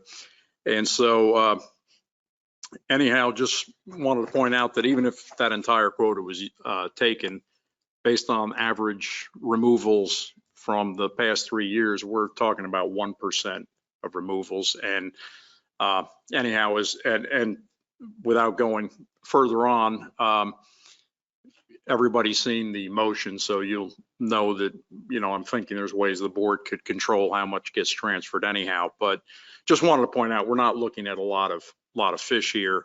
And I understand the second concern of the PDT about a pound of quota being different in certain states is valid, but it does not seem insurmountable. And once again, we're not talking about a lot of removals here, even if the entire North Carolina quota had been caught, which once again, they could do it, but just wanted to point those things out. Thanks. Thank you, John. Additional questions? All right, so we'll open it up to board discussion on the issue. Oh, Jason. Thank you, Mr. Chair. So we're in discussion. I'm pretty sure I just heard you say that. I just want to support what John just said. I think just to restate what John said, we have these quotas. They're there. I understand the notion of the assumption and don't dispute that. However, we shouldn't be setting quotas that we aren't comfortable that they might be harvested. And so if there's a problem with the current state of the quotas, we should address that directly. So I'm in agreement with John there. I thought the second concern was a little more compelling to me, which I think was getting to the point of different selectivities potentially in the different areas, which I'm in agreement with. So that part, I think the concern is a fair one. However, then I was kind of looking at the magnitude of what might be getting transferred, and I can't imagine we would ever actually be able to detect that within the tools that we have available to us. So, I guess I'll suggest that I would be supportive of, I think the part of the process we're in is putting this out for public comment, because, I think it's something that happens in other fisheries. I know the striped bass fishery is not in good shape, so maybe the timing is not great here, but maybe that could be addressed during the process, maybe some contingency that it can't be activated until stock status improves or something like that. But the general concept, I don't have a problem with. I don't foresee there being a lot of this trading going on. It looked like from the table we saw earlier, most people's quotas are being maximized most years. So, if there's a little flexibility we can put in here that might be helpful to a state or two, I would be supportive of that. Thank you, Jason. We'll go to Jim Gilmore and Joe Semino. Thanks, Mr. Chairman. Yeah, and I agree, most of what Jason had said, and John, I think we're talking about small numbers, and I think you hit the nail on the head. The one thing, in going to what the PDT said about some of those concerns, I think you addressed them pretty well. The one issue, and Jay just mentioned it, was timing. And we go back to this morning. So if you go back a few years ago, I think a lot of states, including New York, were not even coming close to harvesting their commercial quota. It'd be creeping up on it. And I think that last graphic we saw this morning was most of the states were at 98% of their commercial harvest. So we're close to it now. So we don't have any buffer left. And now we're kind of like, I think on the schedule, we'd be voting on this at the November meeting. But at the November meeting, we're also now adding on another meeting in December because whatever. So I think to Jay's point, if we had to do the final approval at the November meeting, that might be a little soon, unless we did have a deferment as when we would implement it, because it seems to make more sense that we would be approving this based on, at the same time when we're seeing what the assessment comes out to look like. So generally I agree with all of this. I think the concept makes sense. It's consistent with what we do. It's just that little mismatch of timing in November and December may be a perception issue we want to consider, and maybe delay this to that following month when we're doing that big meeting on striped bass. Thank you. Thank you, Jim. Joe? Yeah, thanks, Mr. Chair. I just agree with everything that Jay and Jim just said, and so I would be interested in, maybe visiting some way to have a deferral of when this would kick in, explored if that's possible. And, it really does bug me to, that the notion that we walk away from the table thinking we set a safe harvest level, but that's only under an assumption that it's 20% underutilized. So there's, there needs to be another way to handle that if that's really what that concern is saying. Thank you, Joe. I'm going to go to Richie White and then Nicola. Thank you, Mr. Chair. I'm certainly in favor of sending it out to the public. I always want to hear what the public has to say. I agree that I think the timing is very difficult. And I think the concept from a public standpoint of increasing mortality, even though it's extremely small, at the same time, we're going to possibly reduce mortality substantially. The public, I think it's pretty obvious where the public's going to weigh in on this. So I would suggest that it get delayed, but certainly support it going to the public now if that's, what everybody wants. Thanks, Richie. Nicola? Thank you, Mr. Chairman. I feel similar that this get the light of day at some point. I'm not comfortable with approving it for public comment today. John has emailed us some suggested options to add, which I think the PDT should see, for they could potentially add to revise support. I think the PDT in their memo, spelled out, suggested that they might have some additional options to add to it as well. It was developed pretty quickly at the same time as all the priority was put on Amendment 7. So I think there's additional development that's needed before letting this go. Thanks.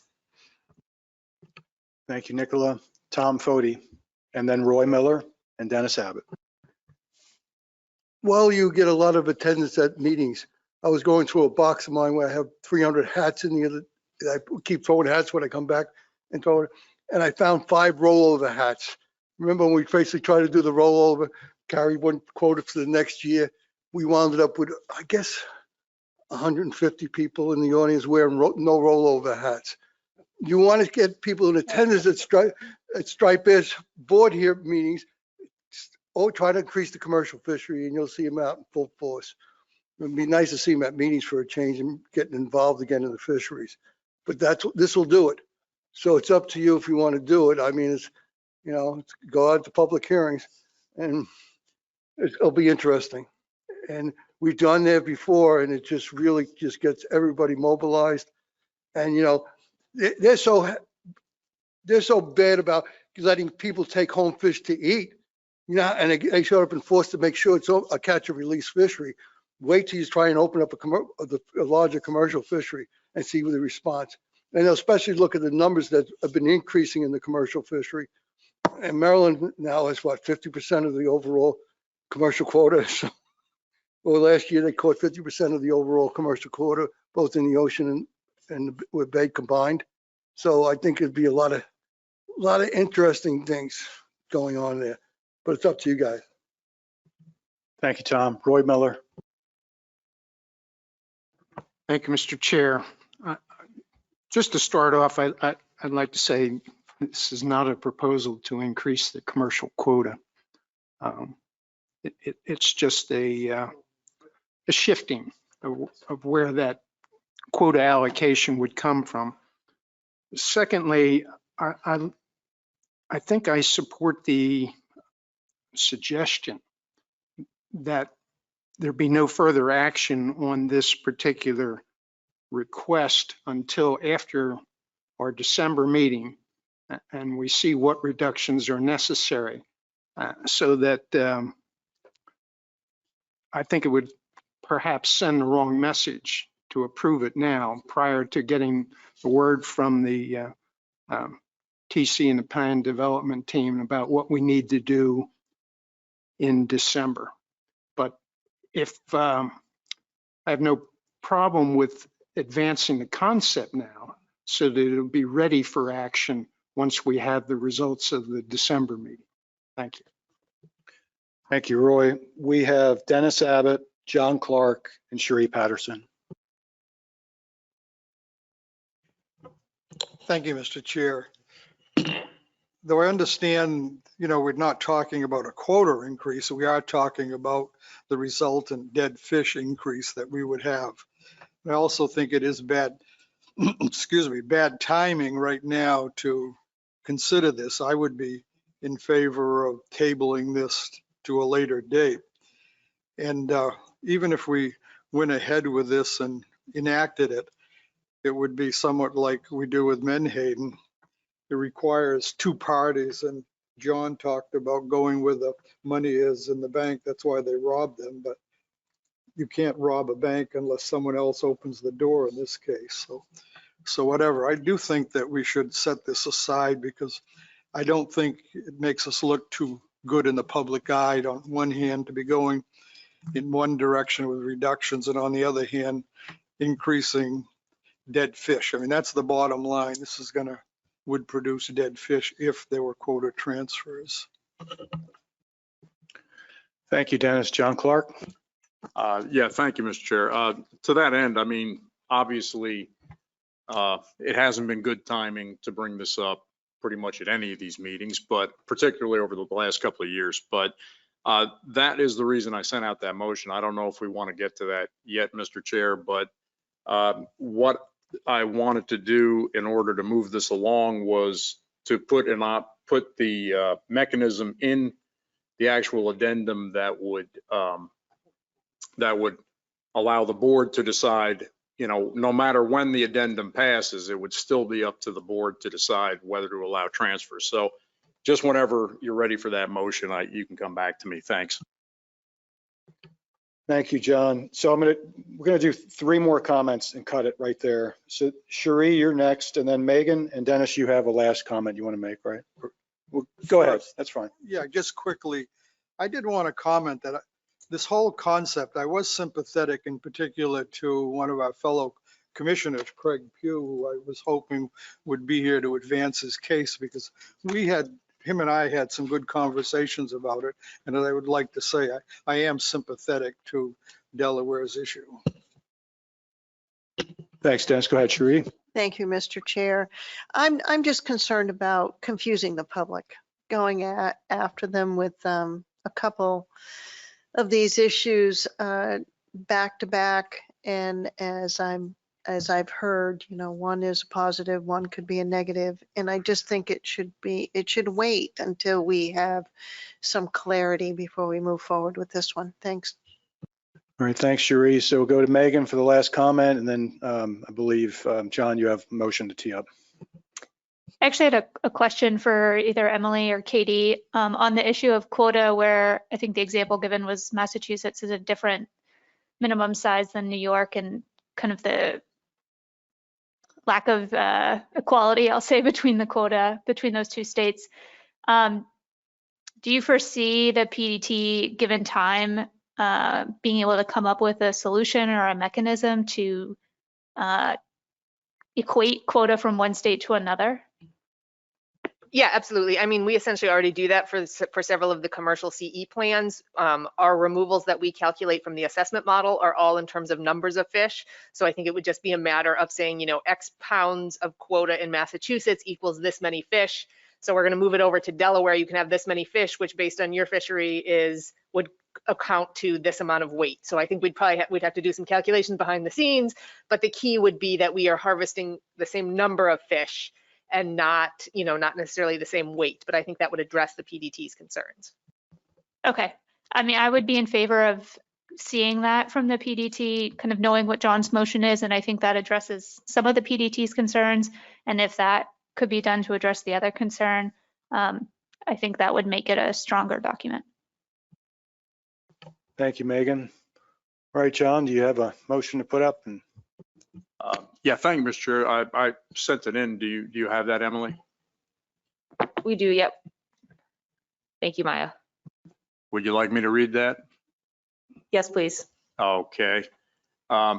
Move to add the following provisions to draft an addendum 1 to amendment 7 under option B, commercial quota transfer provision of the coastal commercial quota. The board will decide by their final meeting of the year, based on the information the board has available on the status of the striped bass stock and performance of the commercial fishery, whether to allow commercial quota transfers in the next year.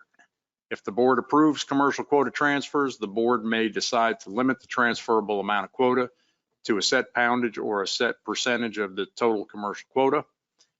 And the board may also choose to specify the following criteria: the eligibility of a state to receive a transfer based on percentage of that state's quota landed. For example, the state may not request quota until it has landed 90% of its annual quota. And the allocation of allowed transferable quota among seasonal fisheries. For example, here, 50% could be reserved for states that have spring fisheries, 50% could be reserved for states with summer or fall fisheries. We have a motion by John Clark. Is there a second to this motion? Eric Reed. And before we go with discussion on the motion, I would like to take just a couple of minutes for public comment on this. And so are there anybody in the room or virtually, could you raise your hand? We're going to make this really brief. Is there anybody in the room here in Arlington, Virginia that would like to make comment? Is there anyone online that has an interest in making comment? One person. We have one person, and they are Patrick Paquette. all right. One person online, that would be Patrick Paquette. Go ahead, Patrick. Thank you, Mr. Chairman. Patrick Paquette. I would like the board to consider adding into this document an option that stated that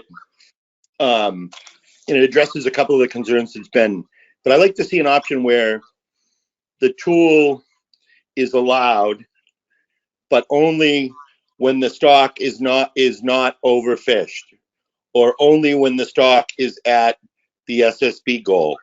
Like some status of, hey, we can move quota up and down because right now the stock, we have availability issues up and down the coast, and that's based obviously on a stock that's borderline, flirting with recruitment failure, and we're trying to shepherd single year classes. I think that in a healthy stock, this tool I have no problem with this tool. So I'm thinking that the public would be interested in commenting on when the tool is available in a stock that is having problems. And I think that it would be beneficial, instead of just having angry comment from the public, to give the public the option to comment on stock status and when this tool is appropriate. Thank you. Thank you, Patrick. All right, we'll open it up to board discussion. Steve Train, Pat Gear, and Nicola and Eric. Thank you, Mr. Chair. Sympathetic to what Patrick said. I think that makes sense, but I think the fact that it comes back to the board before it's decided kind of gives us a chance to make that judgment. So I don't know if it has to be in there. Secondly, I think what we need to remember is this fishery, this species, this is a public resource. And most of the public's access to this fishery is through the commercial fishery when they sit down at the dinner table and eat it. It's not going out on the water. That's a very limited number of people that actually has that access that way. So I think that if we have allowed a quota that we think is sustainably harvestable, and one state chooses not to go after that quota and has it available to a state that has already caught its quota because there is such abundance, then something like this should certainly be available. Thank you. Thank you, Steve. Pat Gear. Thank you, Mr. Chairman. I have more of a question. If we approve this today, does that mean it will go out for public comment in the upcoming months? Or could that be tabled until after our annual meeting and we have our discussion about, we know what the results of the stock assessment are and, in October? Because I agree, I think the timing on this is not great. And as Jay said, I agree on the concept of this. I just think the timing is bad. And can we approve this and put off public comment until a later date, maybe after the annual meeting? I'm going to turn to Tony. Yes, you can do that. I guess the question is the board comfortable not seeing the document and fully fleshed out? Because these are new options that we're adding. It's not all of the exact language that would be in the document. So typically, if we're not rushing something, then you would task the PDT to go back, add these options and bring it back to the board and consider it for approval for public comment. If we want to do something different, then we would need the board to spell out what that timeline would be, and if we would need to, how we would bring the fleshed out document back to the board. Are you waiving that option?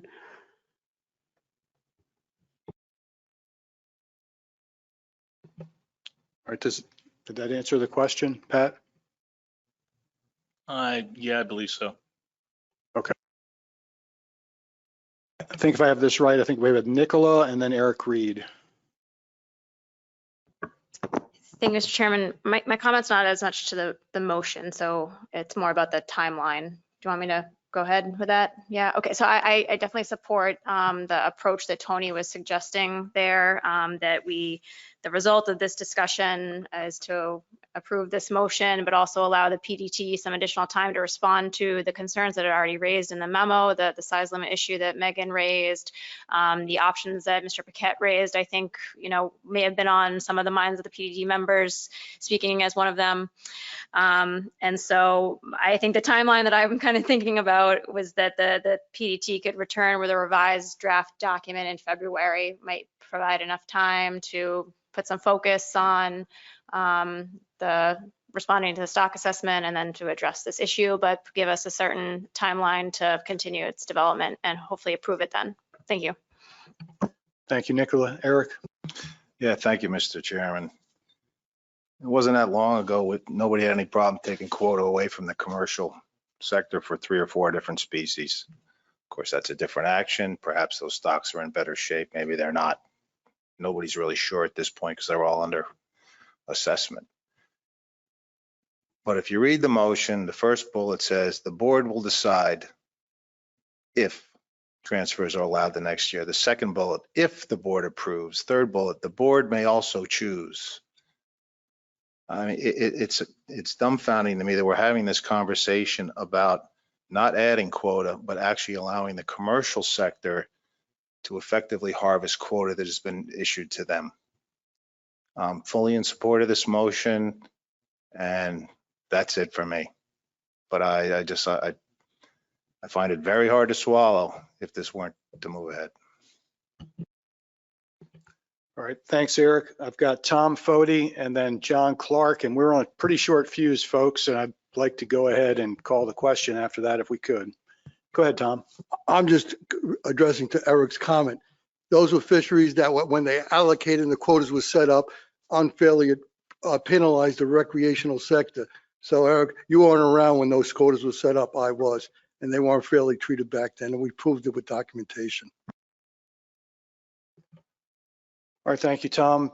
To you, John, to finish, and we'll call the question. Yeah, thank you, Mr. Chair. And I just wanted to make sure that by having the board decide on everything here, I was fully cognizant of the fact that this board, if the stock was still overfished and overfishing was occurring, obviously the board would not approve transfers, given that those options in there. So, but both Steve and Eric hit on the fact that these fisheries are supplying fish to people that really enjoy eating striped bass. They're important, as has been made clear time and time again in Delaware. I mean, we don't want to relitigate how we ended up with the small quota we did, but I think this is a very practical method to allow for some extra quota to states that can responsibly harvest it. And, you know, I just understand the timing issue, and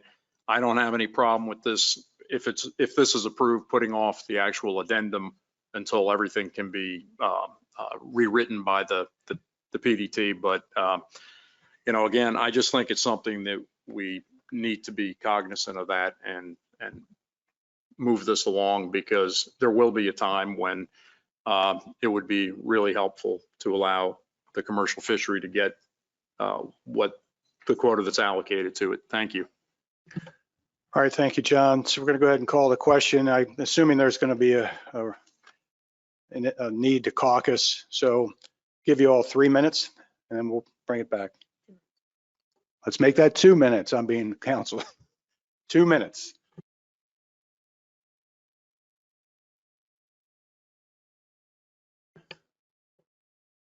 Okay, let's bring it back for the vote. And before we do so, I'd like to turn this back over to Tony for clarification on timelines. Just for clarity on what you're voting on here, is that if this motion passes, then these bullets would be tasked to the PDT to add to the draft document. In addition to that, we've already had a request from board members to also address the issues raised in their memo. Specifically, Megan did bring up the size limit, which was already in the memo. And then Nicola brought up the issue that Mr. Paquette brought up, which is the overfished status of the stock, which I believe was actually in the original memo as well.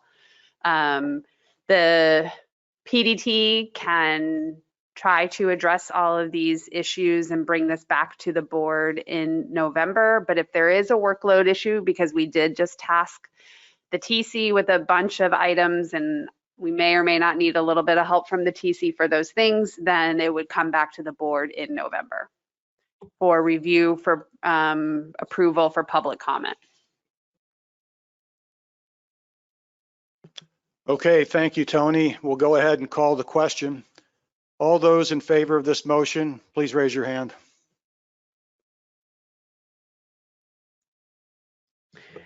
We have Rhode Island, Massachusetts, Connecticut, New York, New Jersey, NOAA Fisheries,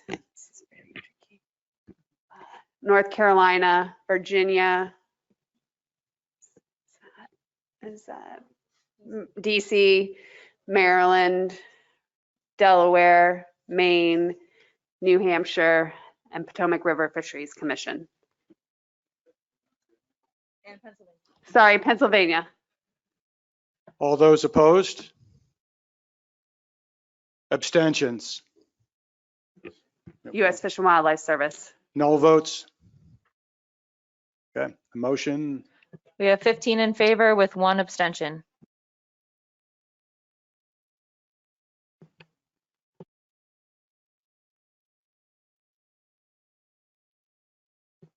That's for. Okay. Okay, so Emily's going to provide a clarification on the timeline.